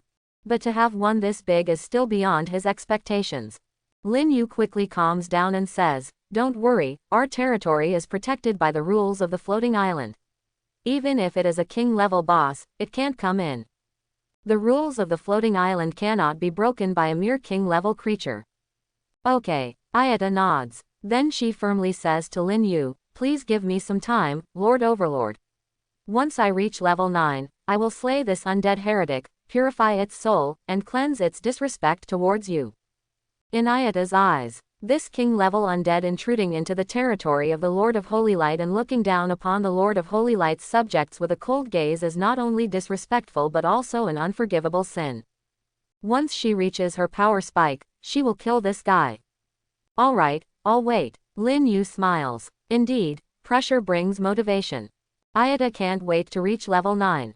Just at this moment, the king-level undead slowly turns its massive head, shifting its gaze away from the group of angels, and locks onto Lin Yu, as if it has finally found its target. And in that instant, Lin Yu also inexplicably feels a chill. A sense of horror that cannot be described in words. However, this feeling does not last long because Ayada and Sally directly stand in front of him, glaring back at the king-level undead. As sacred beings, angels fear nothing. Especially when facing evil creatures, angels have a natural advantage. Facing the angry gazes of Ayada and Sally, the king-level undead remains silent. Perhaps it cannot speak. After all, it belongs to the skeleton clan and most likely does not have vocal cords. After a moment of staring at the two angels, it seems to retreat. Turning its giant-like massive body, it slowly stepped into the darkness behind. It came fast, and it left fast too. As it departed, a burst of commotion could be heard from outside the territory, as if the densely packed undead creatures were also being taken away. On this side, Lin Yu let out a sigh of relief. After all, it was a king-level boss, still difficult for him to contend with. It's better that it left on its own. Lin Yu looked at Ayada and Sally, who had retreated to the side, and asked, "Can you tell what kind of undead it was, a skeleton overlord or a skeleton king?" Reporting to Overlord, it was a skeleton king. Ayada replied. Sally added, "I can sense that there are a large number of high-level undead hidden in the darkness behind it, far beyond the ordinary skeleton monsters and ghouls on the battlefield." Upon hearing this, Lin Yu felt relieved. Fortunately, the angel squad decisively withdrew, and fortunately, the rules of the floating island protected the territory. Otherwise, the losses would have been great. This also directly proved that the wilderness world shrouded in darkness was indeed very dangerous. A little carelessness could lead to disaster. Lin Yu suddenly frowned. It's strange, how did this skeleton king bring a group of high-level undead minions to my territory in the middle of the night, and where did it come from? No angel could answer this question. Because they didn't understand it either. Just then, Lin Yu suddenly heard someone speaking. The voice was very soft, but he could hear it clearly, and the content was, "Great, great God." Following the sound, he saw a goblin raising his hand. This goblin was none other than Zago, the goblin Lin Yu had talked to in the afternoon. "Come here." Lin Yu beckoned to Zago. Upon receiving the master's summons, Zago quickly ran over, knelt down in front of Lin Yu, and excitedly said, "Overlord, I know the origin of that skeleton king." "Is that so?" Lin Yu's eyes lit up. "Tell me." Zago didn't dare to lift his head. He kept his head down and quickly said, "Its name is Lane, Skeleton King Lane. It is said that it was a powerful member of the giant kingdom when it was alive. Due to its violent death, it became an undead creature. Skeleton King Lane is the ruler of the burial ground, but no one knows exactly where the burial ground is, only speculations that it might be in the underground world." "The underground world?" "Yes, Overlord," Zago said. "There are countless evil creatures living in the underground world beneath our feet, and the undead are just one of them." Upon hearing this, Lin Yu felt that his worldview had expanded again. He thought for a moment and said to Ayada beside him, "The territory of the Skeleton King should be underground in our nearby area, otherwise, it wouldn't have appeared so quickly. When you go out hunting, pay attention to searching for any passages to the underground world nearby." For Lin Yu now, Skeleton King Lane was a time bomb, very dangerous. But in a short time, when Ayada and Sally reached level 9, Skeleton King Lane would become an Easter egg. When he used to play games, Lin Yu's favorite thing was to defeat bosses. It was the same when he arrived at the floating island. Defeating boss-level monsters would have a higher chance of dropping blueprints and equipment. On the other hand, Zago raised his hand again and said, "Overlord, the Grey Dwarves should know where there are passages to the underground world. The despicable Grey Dwarves love to dig caves in the mountains and underground, and even their tribe is hidden inside the belly of the mountains." "That's good news." Lin Yu grinned. His original plan was to conquer the Goblin tribe after dealing with the Goblin tribe, and then defeat the two-headed demon tribe guarded by a king-level powerhouse. Now, it just so happened that after dealing with the Goblin tribe in the next 2 days, he could simultaneously gather some information about Skeleton King Lane, preparing for the upcoming Easter egg. "Zago, you did well. I believe you have a promising future as a goblin." Upon hearing Lin Yu's words, Zago was overjoyed. He felt like his soul was about to float away. After all, this was praise from a god. After Zago left, Lin Yu also let Ayada and the other angels go back to rest and replenish their depleted mana. They definitely couldn't go hunting tonight.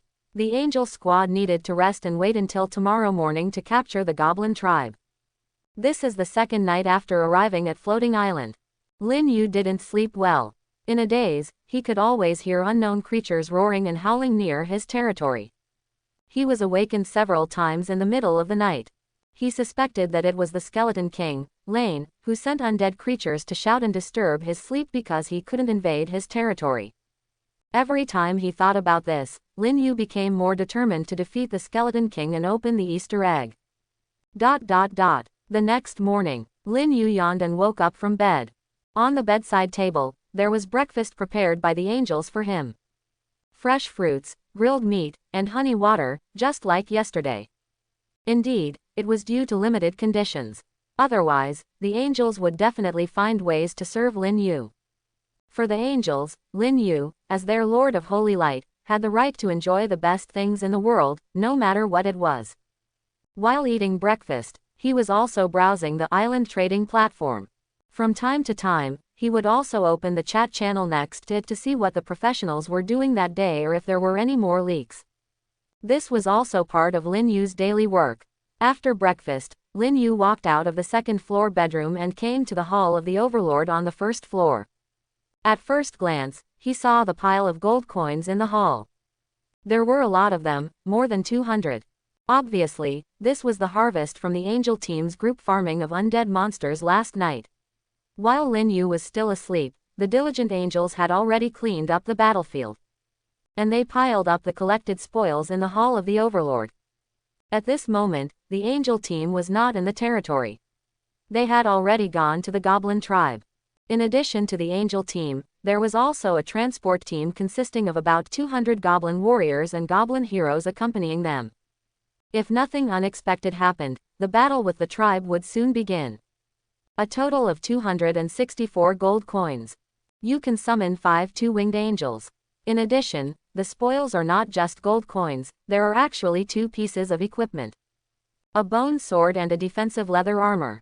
Although they didn't get any blueprints, they unexpectedly obtained 2 pieces of equipment, and the gold coins were also a great harvest, which made Lin Yu very happy. He immediately checked the information of the 2 pieces of equipment. Sword of the Skeleton. Type: attack equipment. Damage level: level 4. Durability: 100. Special effect: none. Introduction. This is a bone sword made from the vertebrae of skeleton undead, containing a faint trace of undead power. Ghoul leather armor. Type: defense equipment. Defense level: level 5. Durability: 100. Special effect: disguise. Introduction. This is a leather armor sewn from the skin of elite ghouls.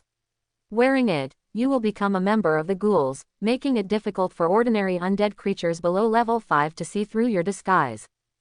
2 pieces of equipment, one is a level 4 ordinary equipment. The other is a level 5 supreme grade equipment with special effects. Lin Yu was very happy. These 2 pieces of equipment combined should be able to sell for several hundred gold coins, or even possibly higher. Especially the ghoul leather armor, it might give him a pleasant surprise. Without hesitation, he immediately put these 2 pieces of equipment up for auction on the island trading platform, setting the trading mode as auction mode. Auction time: 1 hour. The starting price of the Sword of the Skeleton is 100 gold coins. The starting price of the ghoul leather armor is 300 gold coins. As soon as the 2 pieces of equipment were put up for sale, they caused a small commotion in the island's chat channel and attracted the attention of many players. Currently, there are still relatively few level 4 equipment available on the trading platform. As for level 5 equipment, they can only be described as rare. Especially the level 5 equipment with special effects, they are even rarer. So far, apart from the level 5 supreme grade equipment sold by Lin Yu, there have only been 2 pieces, and they were all sold at high prices. However, this is not the main reason for the commotion. It is not because Lin Yu's fame on the island has reached a point where everyone knows about him.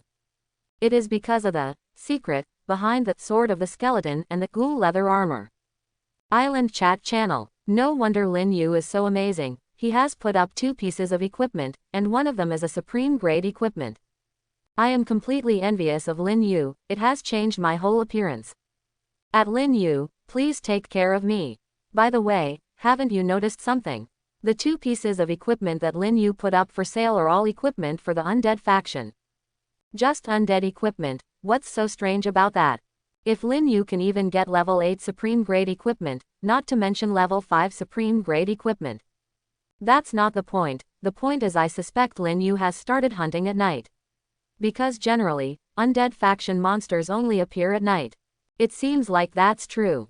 Has Lin Yu's strength reached such a level? As an overlord with high-level units, I can say that going out to hunt at night is just asking for death. Last night, I lost a squad of high-level units, and not even a single bubble appeared. As one of the few high-level overlords, this player was quite proud. But soon, someone replied and mocked him. Brother upstairs, just because you can't do it doesn't mean Lin Yu can't. What's so great about being a high-level overlord? Lin Yu is an apex-level overlord. Envy +1. While our team was still trying to figure out how to survive the night, Lin Yu had already started hunting monsters in the wilderness at night. All I can say is, people are really infuriating. Lin Yu is truly amazing. Look at the trading platform. In such a short time, the bidding price for the ghoul leather armor has already exceeded 470 gold coins. By the way, are there so many rich people now? The bidding frequency. I bet the final price will reach 1,000 gold coins, right? It seems like the previous most expensive level 5 supreme grade equipment only sold for 530 gold coins. Is this the so-called star effect? I really don't understand why those crazy bidders are willing to spend a high price to buy a level 5 equipment just because it was dropped by Lin Yu. Does the equipment sold by Lin Yu have any collectible value? All I can say is, people are foolish and have too much money. Lin Yu, who was also paying attention to the island's chat channel. couldn't help but shake his head when he saw these messages. These people simply didn't see the true value of the ghoul leather armor.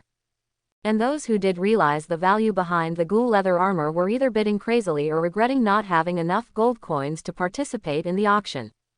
There are still many smart people in the world. The ghoul leather armor did not disappoint me, it brought me a surprise.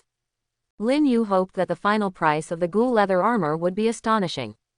As for the chaotic chat channel, he didn't pay attention to it anymore.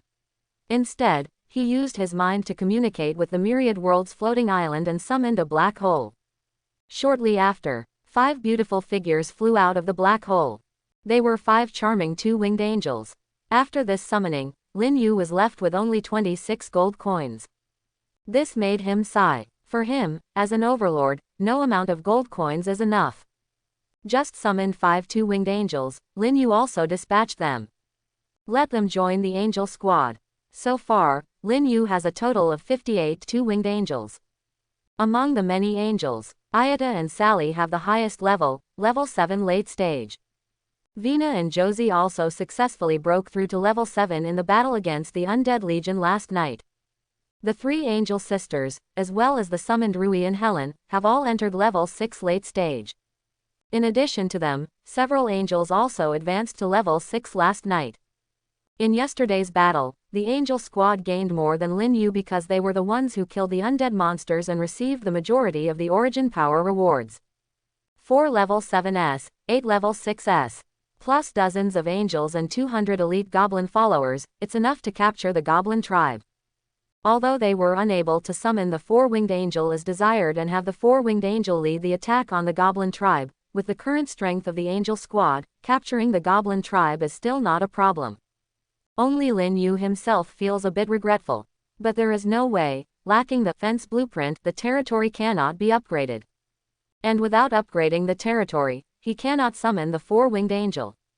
The wood, stone, and iron ore resources he has stored in the warehouse are enough to upgrade the territory to a middle-level village, but the lack of the fence blueprint prevents him from upgrading. He even considered spending hundreds of gold coins to buy it on the trading platform.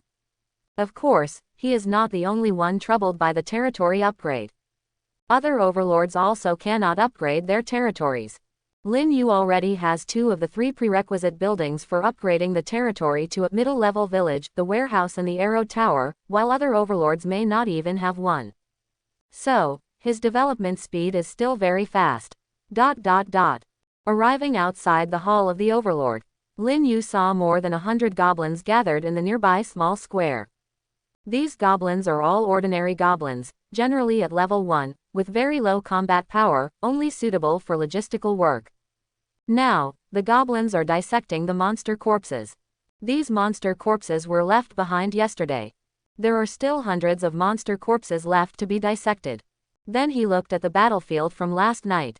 Within a 200-meter radius, it was filled with countless white bones and a large number of ghoul corpses, which have no value and were left on the battlefield. But there is no need to worry about these remains breeding evil undead power, because the angels purified them with holy light early on. Not to mention breeding undead power, it would be fine to bring them back and make bone soup. Then, Lin Yu went to the spirit field near the territory. Seeing the 100-meter-long spirit field still enveloped in a faint halo, unaffected by last night's night battle, he also breathed a sigh of relief. For an overlord, the spirit field is very useful. Lin Yu hasn't used it yet because he doesn't have any crop seeds. Once he has seeds, he can plant spirit rice to improve the territory's food situation, so that every meal is not just fruits and grilled meat. Moreover, spirit rice also has the effect of enhancing physical fitness. Long-term consumption can strengthen the body. Just like the ordinary goblins in the territory, if they consume spirit rice for a long time, they may break through their limitations and become goblin warriors or even goblin heroes. Speaking of which, when the number of Lin Yu's subjects increases in the future, for example, a city with a population of over 1 million. If all the subjects consume spirit rice, it will greatly help the development of the territory and even the overall strength of the subjects. Not only spirit rice, but the spirit field can also cultivate demon plants and magic herbs. Yesterday, when Lin Yu was chatting with the goblin Zago, he asked about demon plants and magic herbs. Demon plants, to put it simply, are plants that have become spirits. Their biggest function is to guard the territory. Territories guarded by demon plants will make ordinary wild monsters retreat. Magic herbs, on the other hand, can be used to make potions. In the world of professionals, potions are consumables, similar to red and blue potions in games, and they are also extremely important for professionals. During battles, a professional who has taken drugs is extremely powerful. Just like crafting equipment, Overlord needs to have exclusive buildings in order to prepare potions. The prerequisite building for potion preparation is called the Pharmacist's Mansion. The Pharmacist's Mansion is higher level than the blacksmith shop for crafting equipment, and the related blueprints are harder to obtain. Equipment merchants and potion merchants are both big money makers on the floating island. If Lin Yu can monopolize the equipment and potion business on the floating island, he would earn billions of gold coins every day and could summon a large army of angels in minutes. Of course, this is just a dream. To make it come true, he still needs to continue working hard. Goblin Tribe, located to the west of Lin Yu's territory, about 4 kilometers away. Don't underestimate this 4-kilometer distance. There is no highway in between, not even a road. There are only dense forests and territories occupied by wild monsters. Currently, the majority of Overlord professionals are still clearing the wild monsters within 1 kilometer of their territory. Meanwhile, Lin Yu's troops have already transmigrated several kilometers to attack the stronghold of the indigenous intelligent creatures. This is a significant difference. After a jungle march lasting 2 hours, during which countless wild monsters were killed, the angel squad finally arrived at the Goblin Tribe. Upon arrival, the angels did not conceal their presence. They flapped their snow-white angel wings and stood tall in the sky, hundreds of meters above the ground. Each angel was fully armed, wearing silver-white armor, wielding angel swords burning with golden flames, and emitting an extremely holy radiance. Just this scene alone intimidated the goblins inside the tribe. Chieftain, what kind of creatures are outside? Are they the legendary winged people? On the wooden walls of the Goblin Tribe stood a group of high-level goblins led by the Goblin Chieftain. They were all staring in astonishment at the angels standing in the distance. Beautiful and holy. This was their first impression of the angels. I don't know. The Goblin Chieftain shook his head. He was the most experienced and oldest goblin in the tribe, but he had never seen what the legendary winged people actually looked like. Perhaps the creatures outside were winged people, or perhaps they were of another race. But regardless of the race, one thing was certain: the visitors were not friendly. If they were friends, they wouldn't be wielding weapons. Thinking of this, the Goblin Chieftain tightened his grip on his staff. It was the source of his power. An elemental mage without a staff would have at least a 30% decrease in combat power. The Goblin Chieftain said with a serious expression, "Get ready, everyone. These are enemies attempting to invade our tribe. Although their levels are not high, we must not be careless." "Yes, Chieftain." The strong goblins responded one after another. At the same time, the Goblin Tribe began to prepare for battle. The remaining 300 goblins, regardless of their combat power, were all gathered together. Protecting the tribe was the duty of all goblins. No goblin would abandon their tribe and choose to flee, unless the enemy was too strong. Just at this moment, there was a sudden sound coming from the jungle outside the tribe. Upon closer listening, it seemed to be the sound of organized chanting. After a while, numerous goblins emerged from the jungle, all of them well equipped. Led by multiple goblin warriors, the rest were all goblin soldiers. The total size reached about 200. Soon, this goblin army also appeared near the Goblin Tribe and formed an attacking formation. Seeing this scene, the Goblin Chieftain and others on the wooden walls were all dumbfounded. What the hell is going on? The Goblin Chieftain and others were somewhat confused. The reason was simple. The goblins gathered outside the tribe were actually the tribe members who had been lost these past 2 days. There were nearly 200 elite goblins, not too many nor too few. The ones missing were the more than 100 ordinary goblins. When added together, the numbers were just right. Besides the correct number, they also saw many familiar figures among the goblin ranks. Some goblins, they could even call out their names. The goblins who went missing these past 2 days are not dead at all. They are all still alive. The group of powerful goblins widened their eyes, expressing disbelief. At the same time, they couldn't understand why these elite goblins from their tribe would appear in the enemy camp, and even adopt an attacking posture towards the tribe. This was not just a few betrayals, but a large-scale defection. I've been fooled. That foolish goblin deceived me. The goblin chieftain suddenly seemed to realize something and roared loudly. The foolish goblin he was angrily scolding was none other than Goblin Lunan, the weak goblin warrior he had expelled from the tribe's meeting hall. He had fallen for Goblin Lunan's trick. From the beginning, there was no so-called underground food storage, nor was there any attack by the Grey Dwarf tribe during food transportation. It could even be said that the Grey Dwarf tribe had nothing to do with this series of events. This was a conspiracy from the winged people. The goblin chieftain's gaze stared fiercely at the angels standing tall in the distance. It was these winged people who were plotting against his tribe. He had to admit, they were an exceptionally beautiful race. Even from the goblin's perspective, these beings were extremely attractive. Moreover, the goblin chieftain sensed an incredibly strong power of holiness and light emanating from them, exuding an unparalleled aura of sanctity. When looking up at these beautiful beings, he even felt an impulse to bow down and worship. They were like divine messengers walking in the mortal world. No, this is the power of enchantment.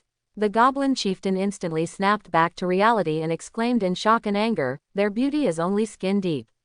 In essence, they are an extremely evil group of creatures. They must have used dark magic to enchant the elite goblins of my tribe. This was the only reasonable explanation he could think of.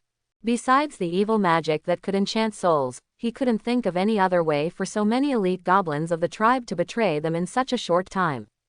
And that foolish goblin, as well as the 30-odd goblin warriors who returned to the tribe with him, they are highly likely to have been enchanted by these evil creatures too. Otherwise, they would definitely inform me of the truth of the situation. Instead, oh no, they are already inside the tribe now. The goblin chieftain suddenly shivered, feeling a chill down his spine. He had been slow to react. Only now did he realize that the enemy had already infiltrated their tribe.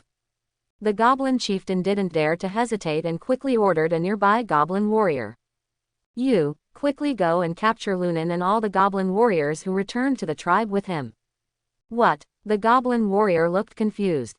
He didn't understand why the chieftain suddenly gave such an order. The enemy was already approaching the tribe. A tribal defense battle could break out at any moment. At this time, capturing goblin warriors within the tribe would only undermine the tribe's strength. It could potentially give the enemy an opportunity. Chieftain, why do we need to capture them? The goblin chieftain's face darkened as he said, the goblin warriors who returned to the tribe with Lunan yesterday have already been controlled by evil forces. What? The goblin warrior was startled. There were spies sent by the enemy hidden within their tribe. Don't waste time, go quickly. Yes, chieftain, I will go and capture those traitors now. However, the words of this powerful goblin were not finished yet, and the war horn had already sounded outside the tribe. The shouts of killing startled countless birds in the jungle. This was a way for the goblins to boost morale. After receiving orders from the Lord Envoy, the goblin believers immediately launched an attack, with nearly 200 elite goblins rushing towards the goblin tribe. They charged forward while shouting. Just like the suicide squads in movies, they didn't care if there was danger ahead. They've gone mad. All these goblins have gone mad. A level 7 goblin powerhouse couldn't help but comment, when we fought against the Grey Dwarfs tribe before, these guys weren't as crazy as they are now. This is the horror of bewitching magic. The goblin chieftain became even more convinced of his viewpoint. Remember, gather all our forces later and attack those winged creatures flying in the sky. Let's call them winged creatures for now. They are evil spellcasters. Kill them and the evil magic will be broken. Understood, chieftain. The goblin powerhouses nodded one after another. At this moment, a goblin powerhouse asked, Chieftain, what about the goblins outside the tribe? The goblin chieftain coldly said, don't worry about them. They won't be able to break through the tribe's walls for a while. When necessary, we can kill a small portion of them. For the tribe. For the tribe. The goblin powerhouses shouted in unison, ready for battle. ... They're here. The goblin chieftain suddenly roared. At the same time, He waved his elemental staff and conjured a huge fireball, smashing it towards a group of beautiful figures in the distant sky.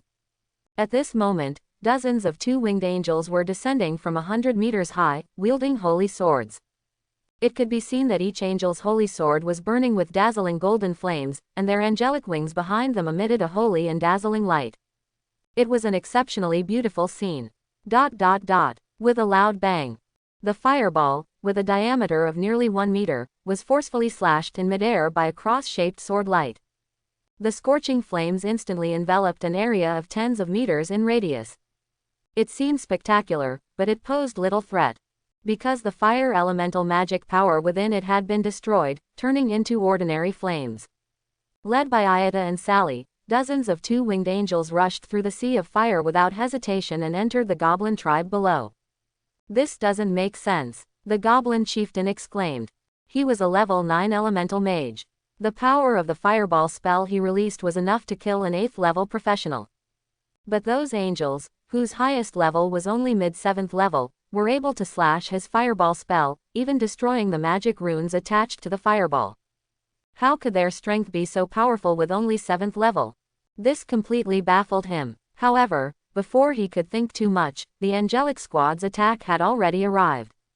Dozens of dazzling sword lights swept through the air, directly slashing towards the location where the goblin chieftain and others were.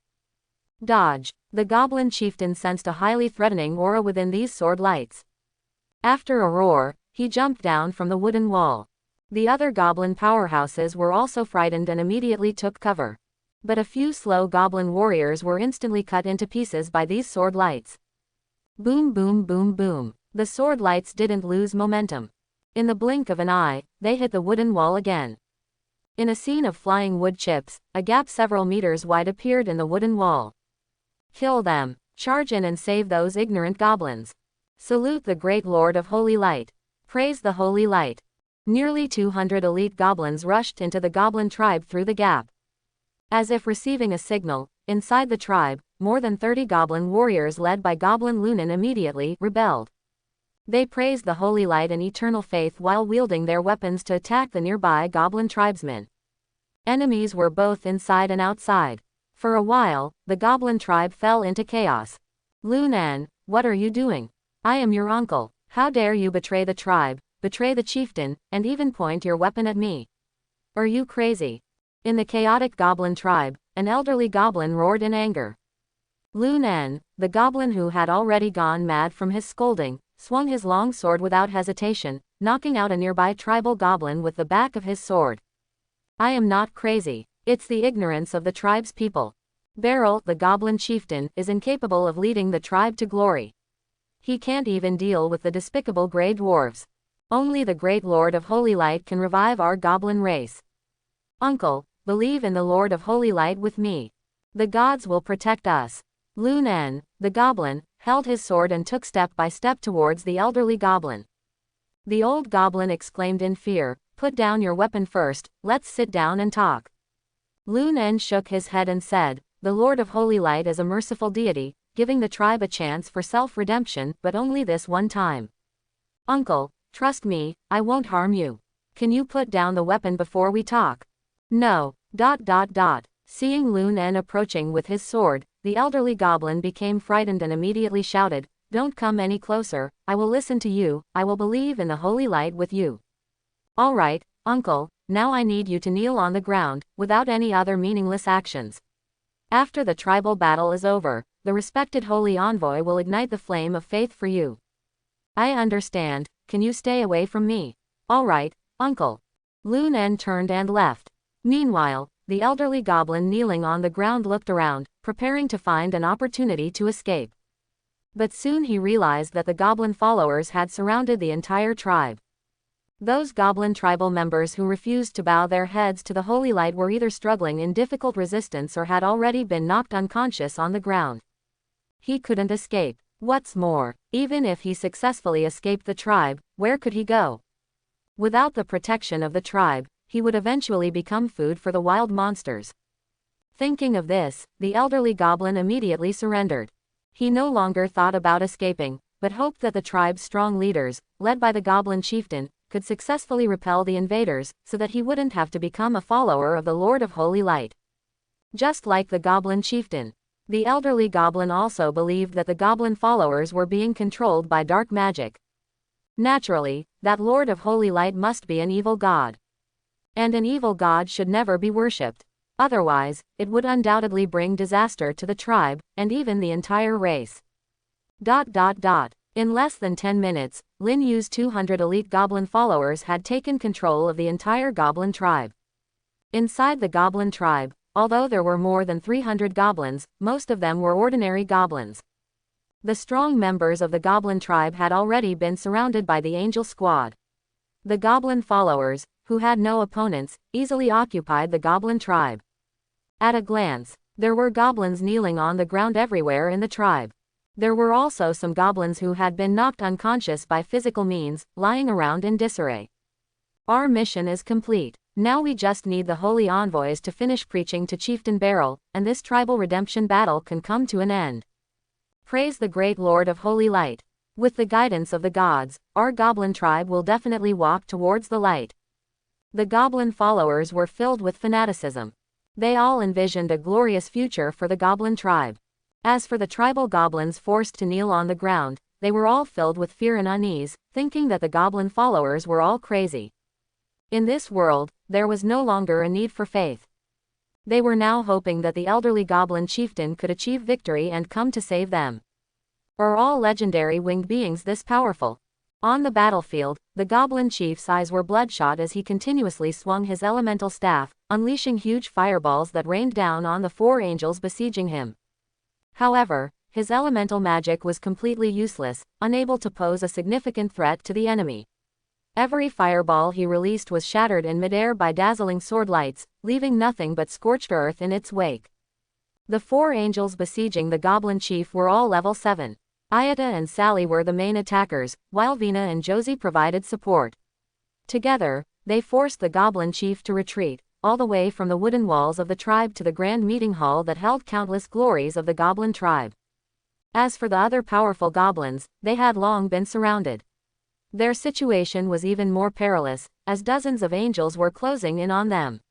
In the first wave of the battle, several goblin elites were instantly killed. In the subsequent rounds of fighting, a few more goblin elites fell. Up until now, only 6 goblin elites were still desperately holding on. Among them, 2 were level 8 goblin commanders, and the other 4 were level 7 goblin warriors. What terrifying power! Are all these winged beings the children of gods as the legends say? At this moment, the 6 goblin elites were surrounded by the angelic squad, constantly facing terrifying attacks from all directions. A moment's inattention could result in instant death. When the angelic squad first descended, the goblins didn't really pay much attention to them because the angels' levels were not high. Most were level 5, with a few at level 6. The most powerful level 7 angels numbered only 4. In contrast, the goblin tribe had level 9 and level 8 powerhouses overseeing them. They had every reason to believe that the angelic squad could not breach their tribe. However, when the real battle began, they realized they had greatly underestimated the angels' power. Each angel possessed the ability to fight beyond their level. The 2 powerful level 8 goblin commanders were even rendered completely defenseless by a group of level 6 angels. It was an incredibly unbelievable situation, which filled the surrounded goblin elites with both astonishment and fear. What made them feel even more desperate was that their old chieftain seemed to be on the verge of collapse. Elementalists were like long-range artillery on the battlefield, most vulnerable to melee attacks. When the 4 most powerful angels surrounded the goblin chief, his fate seemed already predictable. Fire Dragon Spell. The goblin chief roared in anger, wielding his staff and unleashing a high-level fire elemental magic. In an instant, a fire dragon several tens of meters long swept towards Ayata and the others. Wherever the fire dragon passed, not only was the earth scorched, even the air was filled with the smell of burnt. It was a testament to its immense power.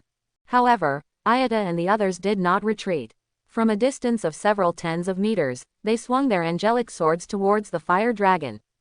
Instantly, 4 golden flames burst forth, transforming into massive fire pythons that collided with the fire dragon. With a loud explosion, the fire dragon was directly dispersed, and even the flames that appeared after the explosion were devoured by the golden fire pythons. What kind of flames are these? The goblin chief's face turned pale. The series of events that had unfolded today seemed to have completely exceeded his understanding. Ayada and the others approached step by step, saying, "These are flames of holiness and light, condensed through faith. They can purify all evil in the world. Old goblin, our Lord is merciful. We give you a chance to live. Believe in our Lord, join the ranks of the holy light, and you will receive eternal life and redemption. And if I refuse?" The goblin chief tightly gripped his elemental staff, his face filled with vigilance and anger. "Refuse." Ayada stood tall in midair. Behind her were a pair of angelic wings radiating holy light. She looked down at the goblin chief, her expression indifferent as she said, "Those who refuse to believe in the holy light will not receive our Lord's mercy. The outcome will be the purification of your soul and body by the holy flames."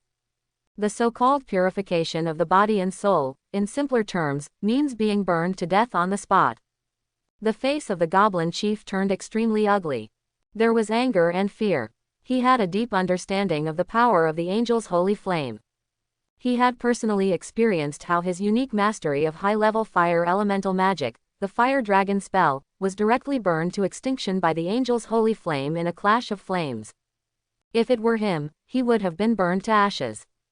How could a mortal body withstand the burning of the fire of faith? The goblin chief even suspected that Ayada was not lying. The angel's holy flame could not only burn the body to ashes but also extinguish the souls of living beings. Because he sensed an incredibly terrifying power of annihilation within the holy flame. That power made his soul tremble in fear. Without a soul, he couldn't even become an undead. The goblin chief really wanted to resist, but he knew he was no match for these angels, as he had concluded from the battle just now. If he resisted, there was a high probability that he would be surrounded and killed. After a moment of silence, the goblin chief, with a defeated expression, said, "You win. I can hand over the tribe to you and promise not to take anything with me, as long as you let me leave." He was different from his uncle, Goblin Lewin. He was a 9th-level professional. One step further, and he would be a king-level powerhouse. With his strength, he could easily survive alone in this jungle, and even going to the world outside the jungle was not impossible. Once he broke free from his restraints and stepped into the king level, he would soar to the sky and live well anywhere. In this situation, why would he be willing to become a follower of the evil god? Giving up the tribe was already his bottom line. Unfortunately, this was his own bottom line, unrelated to Ayada and the others. Without any communication, Ayada, Sally, Vina, and Josie, the 4 7th-level angels, directly surrounded the goblin chief, blocking all his retreat routes. The goblin chief was suddenly horrified and said, "What do you want to do? I promised to hand over the tribe to you, and you still won't let me go. We have already captured this tribe. We don't need your consent." Ayada held the angel's sword diagonally, and the sword was ablaze. "You now have only 2 choices. Believe in our Lord and redeem yourself, or be purified by the holy flame." The goblin chief turned his head. He saw goblins kneeling in the distance. Under the guard of a group of goblin believers, no goblin in the tribe dared to make any moves and all behaved obediently. On the other side, the goblin powerhouses who were besieged by the angel squad were reduced to only 3, and they all surrendered and disarmed, no longer daring to resist. Among them was an 8th-level goblin leader. All the tribesmen were captured, the strong ones died or surrendered. Now, he had become a lonely person. But even so, the goblin chief's attitude remained strong. He gritted his teeth and said, "I will not bow my head to any evil god." "Then go to hell." Before the words fell, Ayada and the others rushed towards the goblin chief. The goblin chief also erupted. He swung his elemental staff frantically, releasing powerful and destructive fire elemental magic in an attempt to repel the angels and find a breakthrough. However, he soon fell into despair, because many more angels appeared near the battlefield. Although these angels were only 5th or 6th level, they were enough to cut off his escape route. Boom! Another fire dragon was slashed and exploded. The scorching flames surged in all directions, igniting nearby tribal buildings one after another. Under the blazing fire, the goblin chief appeared extremely miserable. Although he was not seriously injured, Most of his magical power had been consumed, and he could feel his strength rapidly declining. An elemental mage without magical power was not much stronger than an ordinary person, especially on such a battlefield. Once his magical power was exhausted, any nearby angel could kill him. Wait, I surrender. Finally, the goblin chief felt fear and shouted to surrender. Compared to death or having his soul purified, it seemed easier to accept the worship of an evil god. However, Iota and the others turned a deaf ear. The swords of the angels, burning with golden flames, danced in their hands, slashing out brilliant cross-shaped sword lights. No, the goblin chieftain cried out in despair. He swung his staff to resist, but found it futile. There was no escape. In the next moment, he was engulfed in despair and terror by the cross-shaped sword lights. Phew, phew, phew. Several sword lights pierced through the goblin chieftain's body, leaving deep sword marks on the ground, reaching half a meter in depth. The goblin chieftain's eyes widened, and his body stiffened in place. His life force was rapidly fading, but he didn't die immediately because the sword lights were too sharp, not even taking a drop of blood when they cut through his body. Why? The goblin chieftain looked at Iota and the others standing in midair with disbelief. He didn't understand. He had already prepared to surrender. He had even shouted out that he wanted to surrender. But these angels didn't spare him. Could it be that he, a powerful 9th-level elemental mage, was inferior to those ordinary goblins? Iota looked down at the goblin chieftain, her beautiful face showing a cold expression. Blasphemers who defile our Lord, you are not qualified to receive the blessings of the holy light. Quote. The goblin chieftain was instantly stunned. It seemed that he had indeed referred to the Lord of Holy Light, whom these angels believed in, as an evil god. He realized it and felt extremely regretful. But it was too late. At this moment, a sharp pain spread from all parts of his body. The goblin chieftain opened his mouth, as if he wanted to say something, but it was already too late. His body collapsed like a stack of building blocks. Limb fragments and minced meat scattered all over the ground. At the same time, a golden glowing blueprint fell out. Chieftain. Inside the tribe, goblins were crying out in grief. The sacrifice of the goblin chieftain made them sad and sorrowful. Setting aside the fact that the goblin chieftain wanted to surrender but failed, they felt that the goblin chieftain had sacrificed for the glory of the tribe and the dignity of the goblin race. He deserved an honorable farewell. Why are you crying? Clang, clang, clang. Swords were placed on the shoulders of those grieving goblins. Instantly, the crying ceased. The entire tribe fell silent. All the goblins knelt obediently on the ground, not allowed to cry. Josie, gather the goblins of the tribe. Vina, led a team of angels to clean up the battlefield. Other angels, come with me to purify the souls of these tribal goblins and spread the faith of our Lord. Orders were conveyed one after another from Iota's mouth. The tribal battle had already ended, and now it was time for the cleanup work. At the border of the territory, Lin Yu also learned the news that the goblin tribe had been captured by the angel squad. Not because of the death of the goblin chieftain, but because of a message prompt from the myriad world's floating island. Respected Overlord, your troops have killed the goblin chieftain, Barial, and captured all the goblins of the goblin tribe. You have successfully captured the goblin tribe. Congratulations, you are the first professional to capture a local power stronghold on the island. Your glorious achievements will be recorded in the floating island's annals. At the same time, you will receive the following rewards. Reward 1, 1,000 gold coins. Reward 2, 100 honor points. Reward 3, 500 reputation points. Reward 4, your name, along with your glorious achievements, will shine in the island's chat channel, inspiring other professionals to advance bravely. Looking at the series of information prompts that appeared in his mind, Lin Yu felt extremely excited. He didn't expect that the first base destroyed by the indigenous intelligent creatures, the floating island, would actually give rewards, and there were 4 types of rewards. Just the 1,000 gold coins alone were enough to make Lin Yu marvel at the richness of the rewards. Not to mention the rewards of glory points and reputation points. Since arriving at the floating island, my angels have killed thousands of monsters in the wilderness and defeated more than one high-level boss, but I have never obtained any glory points or reputation points. They only appeared after capturing the goblin tribe. and they were given to me as the reward for being the first to capture an indigenous base. This indicates one thing. The difficulty of obtaining glory points and reputation points is very high, and they are even more precious. I just don't know what these two things are used for. At this moment, Lin Yu suddenly remembered something. He quickly extended his right hand. It could be seen that there was a red mark on his right wrist, which was the symbol of a professional and also had teleportation function. There was an energy progress bar on the left side of the mark, currently showing 34.6%. When the value of the energy progress bar reached 100%, he could activate the mark and return to the blue star. Of course, this was not Lin Yu's focus. He reached out and clicked on the red mark, and a row of virtual buttons appeared before his eyes, such as Island Chat Channel, Professional Trading Platform, Friend Channel. These three were frequently visited by Lin Yu. In addition, there was a Glory Contribution ranking. This was a leaderboard, but it had always been blank. At this moment, Lin Yu clicked into it. As expected, his name was listed. And on the entire Glory Contribution ranking, there was only his name.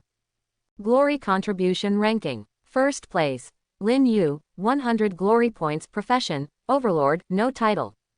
Second place, none. Third place, none. Opening square bracket ... closing square bracket. 100th place, none. ... One person dominating the leaderboard, seems quite impressive. I just don't know what these glory points are used for, and the reputation points. In addition to the 100 glory points, Myriad Worlds Floating Island also rewarded Lin Yu with a whopping 500 reputation points, giving Lin Yu the feeling that reputation points should be less valuable than glory points. Lin Yu thought for a moment and contacted Myriad Worlds Floating Island. He inquired about the uses and related information of glory points and reputation points.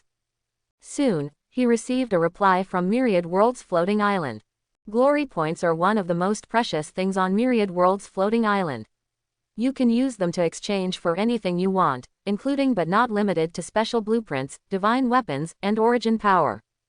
Professionals who make outstanding contributions to the floating island will be rewarded with glory points. For example, Lin Yu, as the first professional to capture an indigenous base, has outstanding achievements and high contributions and was rewarded with glory points. The way to obtain reputation points is similar to that of glory points, but the difficulty is slightly lower than obtaining glory points.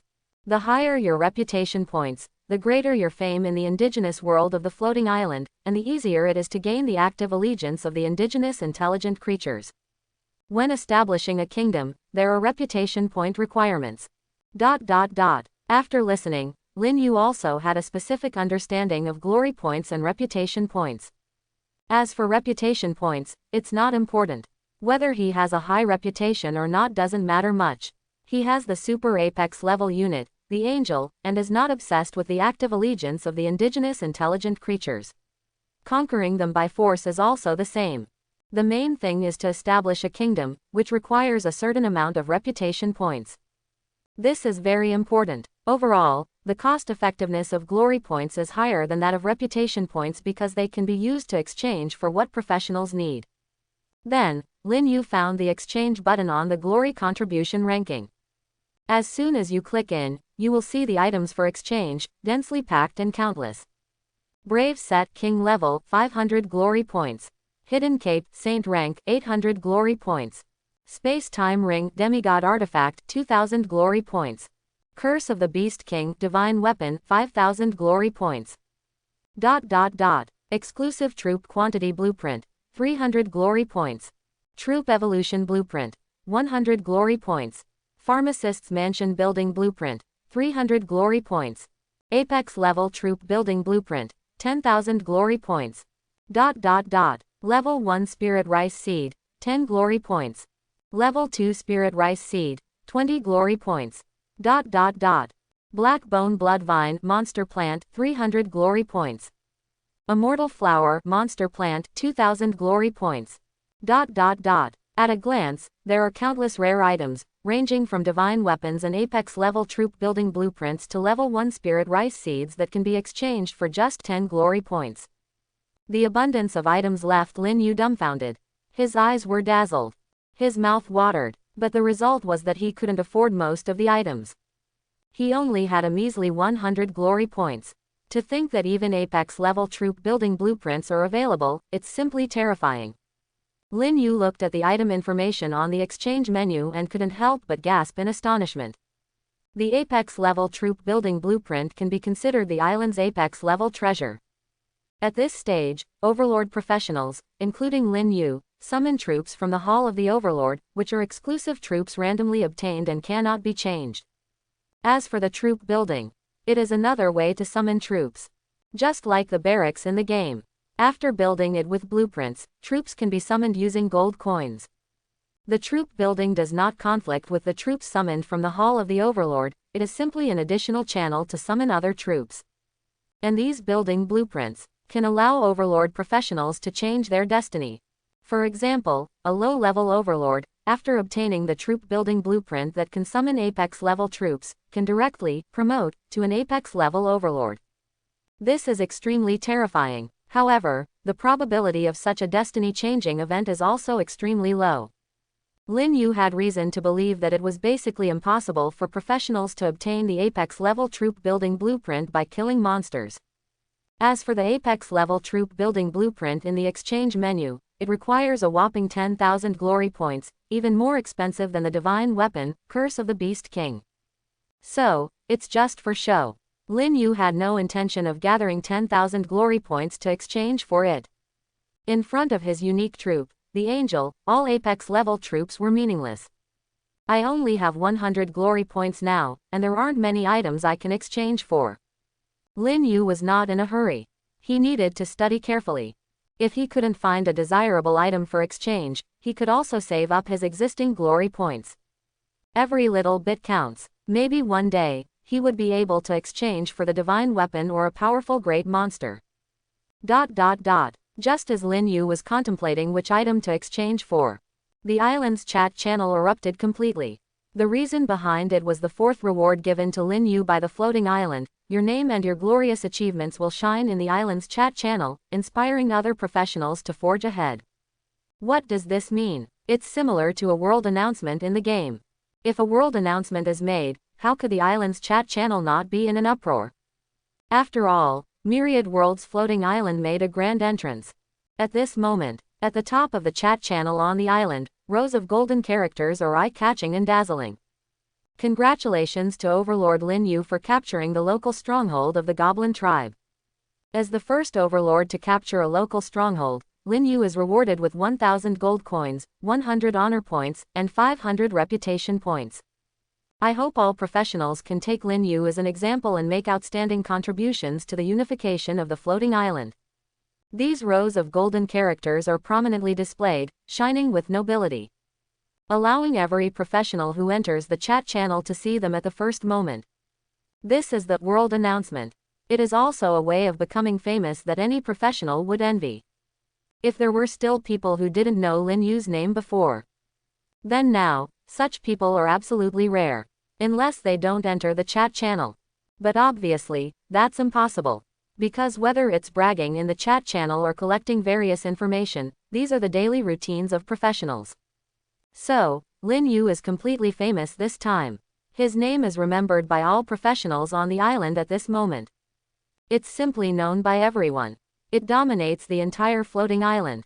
The chat channel is also completely boiling. It's actually a world announcement. I've never heard of it. I didn't expect the floating island to have world announcements. The first batch of veteran professionals who arrived on the floating island never enjoyed such treatment. That's true. When I was on Blue Star, I used to hang out on the professional forum every day, but I never heard of the floating island issuing a world announcement for any professional. Since when did the floating island start to have internal competition? Whether it's competitive or not doesn't matter. What matters is the content of the announcement. Is Lin Yu's strength really so terrifying? He actually captured a goblin tribe. I know about the goblins. They are low-level intelligent creatures on the floating island. No matter how low-level they are still a tribe. Generally speaking, even the weakest local stronghold has a level 9 monster guarding it. In other words, Lin Yu's troops have become powerful enough to kill a level 9 boss. This is too strong. As an Overlord professional myself, even if it's just an ordinary level 5 monster, my troops can't defeat it. You're talking as if I'm not the same. God bless, as an overlord with high-level troops, I'm still fighting against small groups of wild wolves. The current overlord professionals are really at this level. Currently, only apex level overlords have the ability to challenge level 5 or 6 monsters. But being able to kill a level 6 monster is already considered top-notch. Someone like Lin Yu, who captured a stronghold guarded by a level 9 local powerhouse, is something professionals wouldn't even dare to think about. If it weren't for the world announcement serving as evidence for Lin Yu, no professional would believe that his strength has reached such a level. Is there any expert who can estimate what kind of troops Lin Yu has? It's only been 3 days, and he has already captured a local stronghold. It's simply unbelievable. On this issue, I think the leader of the Hall of Kings has the right to speak. It seems that the leader of the Hall of Kings can't even capture a local stronghold now, right? No need to speculate, that's a fact. Ever since Lin Yu continuously put up high-level supreme-grade equipment for sale, I knew that his troops are definitely extraordinary. Lin Yu's troops must be the most powerful among apex-level troops. Envious of Lin Yu. By the way, being able to mooch off the floating island and get gold coins is not something an ordinary person can do. 1,000 gold coins. Now, Lin Yu can summon 20 apex-level troops again. Don't forget the rewards of honor points and reputation points. These two are good things, worth more than gold coins. Especially honor points. I just opened the glory contribution ranking, and there's only Lin Yu at the top. I saw it too. Lin Yu is ranked first in the glory contribution ranking, with no one behind him. I am completely transformed by my envy of Lin Yu. Completely transformed +1, +10086. On the vast grassland. The territory of the Golden Behemoth Overlord. The Golden Behemoth troops in the territory have been dispatched for hunting. There was only one person left in the entire territory, the Golden Behemoth Overlord. At this moment, the young man looked at the bustling island chat channel and the dazzling world announcement, his face twisted. Jealousy, shock, disbelief. Various negative expressions appeared on his face. His originally average-looking face became even more unsightly. How is this possible? Even if Lin Yu's apex-level troops are stronger than my Golden Behemoth, he couldn't have captured a native intelligent creature's stronghold so quickly. A native powerhouse with a level of 9. Is this something that current professionals can challenge? The young man widened his eyes, filled with fear and astonishment. For his Golden Behemoth team, it would take at least a week to have a chance to challenge a level 9 powerhouse. On the other hand, Lin Yu had already achieved it. He couldn't understand why Lin Yu's troops were so powerful in battle. Some speculated that Lin Yu's troops were already capable of hunting monsters at night, but that's not the point. In the blink of an eye, Lin Yu had even captured a stronghold of native intelligent creatures. What kind of troops were they that could grow at such an astonishing rate? Or did Lin Yu's troops have an initial level higher than level 4? That would be even more impossible. Because the initial level of apex level troops was level 4. What kind of troops would have an initial level higher than level 4? God level troops. I can't continue like this. I must find other ways to quickly develop, otherwise, I will have a hard time catching up to Lin Yu. As apex level overlords, Lin Yu had been speeding ahead. While his territory and troops were also developing and growing, compared to Lin Yu's high-speed racing, his speed was probably only 80 miles per hour. It wouldn't be long before he couldn't even see Lin Yu's taillights. So he had to find a way to step on the gas. But what could he do? Did he have to collect more gold coins in the alliance and expand his Golden Behemoth team? It seemed, maybe, possibly. That was really the only way. It wasn't just the young man who felt the crisis. Other top professionals on the island also felt a great sense of urgency. Especially those who aspired to compete for the position of Island Lord, each one was extremely anxious. The faster Lin Yu ran, the greater the gap between them and Lin Yu. It would be even more difficult to seize the position of Island Lord in the future. Under this pressure, every top professional was desperately trying to find ways to accelerate their own strength, so as not to be left too far behind by Lin Yu. Not to mention surpassing Lin Yu, but at least they had to be able to see Lin Yu's taillights after his high-speed racing. Otherwise, they would be completely finished. Just at this moment, a message appeared in the island chat channel, once again sparking heated discussions among countless professionals. The content of the message was straightforward. Lin Yu was the first to capture a native stronghold and received rich rewards from the floating island. So, will the floating island also give corresponding rewards for being the first to upgrade territory, the first to capture a wilderness gold mine, and the first to promote to a king-level professional? As soon as the message came out, the island chat channel immediately became noisy. Countless professionals quickly started discussing related information in the channel. And within a short period of time, the fence blueprint and arrow tower blueprint being sold on the island's trading platform were fiercely fought over by some overlord professionals. They believed that this message was very reliable. And the reason they fought over the fence blueprint and arrow tower blueprint was that each of them wanted to be the first to upgrade their territory and get the second crab. But soon, these overlord professionals were confused again. Even if they managed to get the fence blueprint and arrow tower blueprint, what could they do without the warehouse blueprint? Fence, arrow tower, warehouse.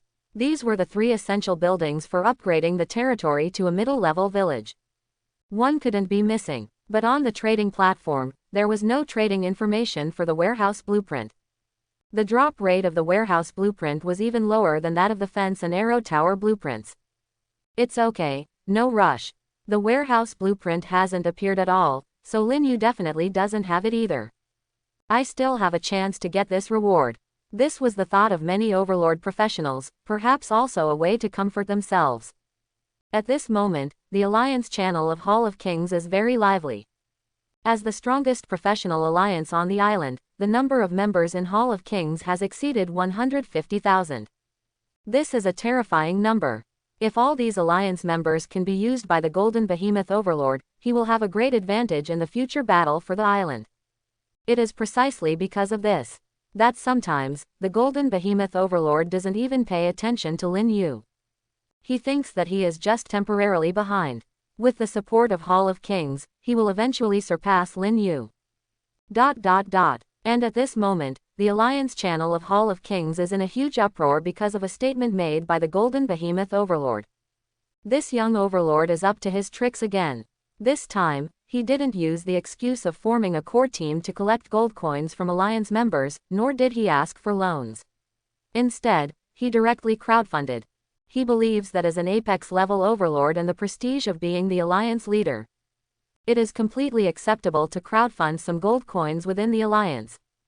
After all, why borrow if you can crowdfund? Borrowed gold coins have to be repaid. Moreover, borrowing gold coins requires signing a contract, and he can't avoid it under the rules of the floating island. Unfortunately, the Golden Behemoth Overlord overestimated himself. His crowdfunding plan was directly resisted by many Alliance members. Our Alliance leader is so arrogant. The leaders of other alliances at least borrow gold coins. Our Alliance leader just asks for crowdfunding. Empty words and false promises, always thinking of beautiful things. You can't do such a thing without drinking at least 3 gin of alcohol. No one's gold coins come from a strong wind. Every gold coin is soaked with the sweat, and even blood, of us battle professionals. Borrowing gold coins is one thing, but crowdfunding is another. Countless similar messages appeared in the Alliance channel. Suddenly, the Golden Behemoth Overlord was dumbfounded. Is his face as an apex-level overlord worth so little? In such a large alliance, with over 150,000 members, he couldn't crowdfund enough gold coins to buy 2 building blueprints. Yes, he also wanted to be the first professional to upgrade his territory, and then receive rewards from the floating island. However, he didn't value the gold coins and prestige in the rewards. He only valued the world announcement and glory points. These 2 things can greatly enhance his prestige on the island, attracting more professionals to join his alliance, Hall of Kings. He admits that he may not be able to surpass Lin Yu in terms of troops. But he holds the trump card of Hall of Kings. As long as he firmly grasps this trump card, he will definitely be able to defeat Lin Yu and other top professionals, and become the owner of the floating island. However, it seems that something went wrong somewhere. In the Alliance, his face is completely useless. Not a single Alliance member is willing to stand up and support him, even the members of his core team. Seeing that the public opinion within the alliance was overwhelmingly against him, the Golden Behemoth overlord became afraid and quickly changed his statement, claiming that it was not crowdfunding but borrowing. This suppressed those chaotic voices. And in the end, he successfully borrowed thousands of gold coins. Alliance leader, the prices of fence blueprints and arrow tower blueprints are rising too fast, they are not worth buying. The most crucial thing is that we don't have a warehouse blueprint. What if someone gets the warehouse blueprint, upgrades their territory ahead of us, and gets the rewards? Our alliance leader will suffer a great loss. The warehouse blueprint is too difficult to obtain. Don't fear 10,000, just fear the unexpected. Lin Yu, I suspect you're talking about me. The Golden Behemoth overlord ignored the voices in the alliance channel. As soon as he received the thousands of gold coins, he immediately opened the island trading platform and bought a fence blueprint and an arrow tower blueprint. The prices of these two blueprints have been rising. If he waits, he will have to pay more gold coins. But even so, the Golden Behemoth overlord still feels heartbroken. These despicable and heartless merchants. In just a short while, the price of the blueprints has increased by more than half.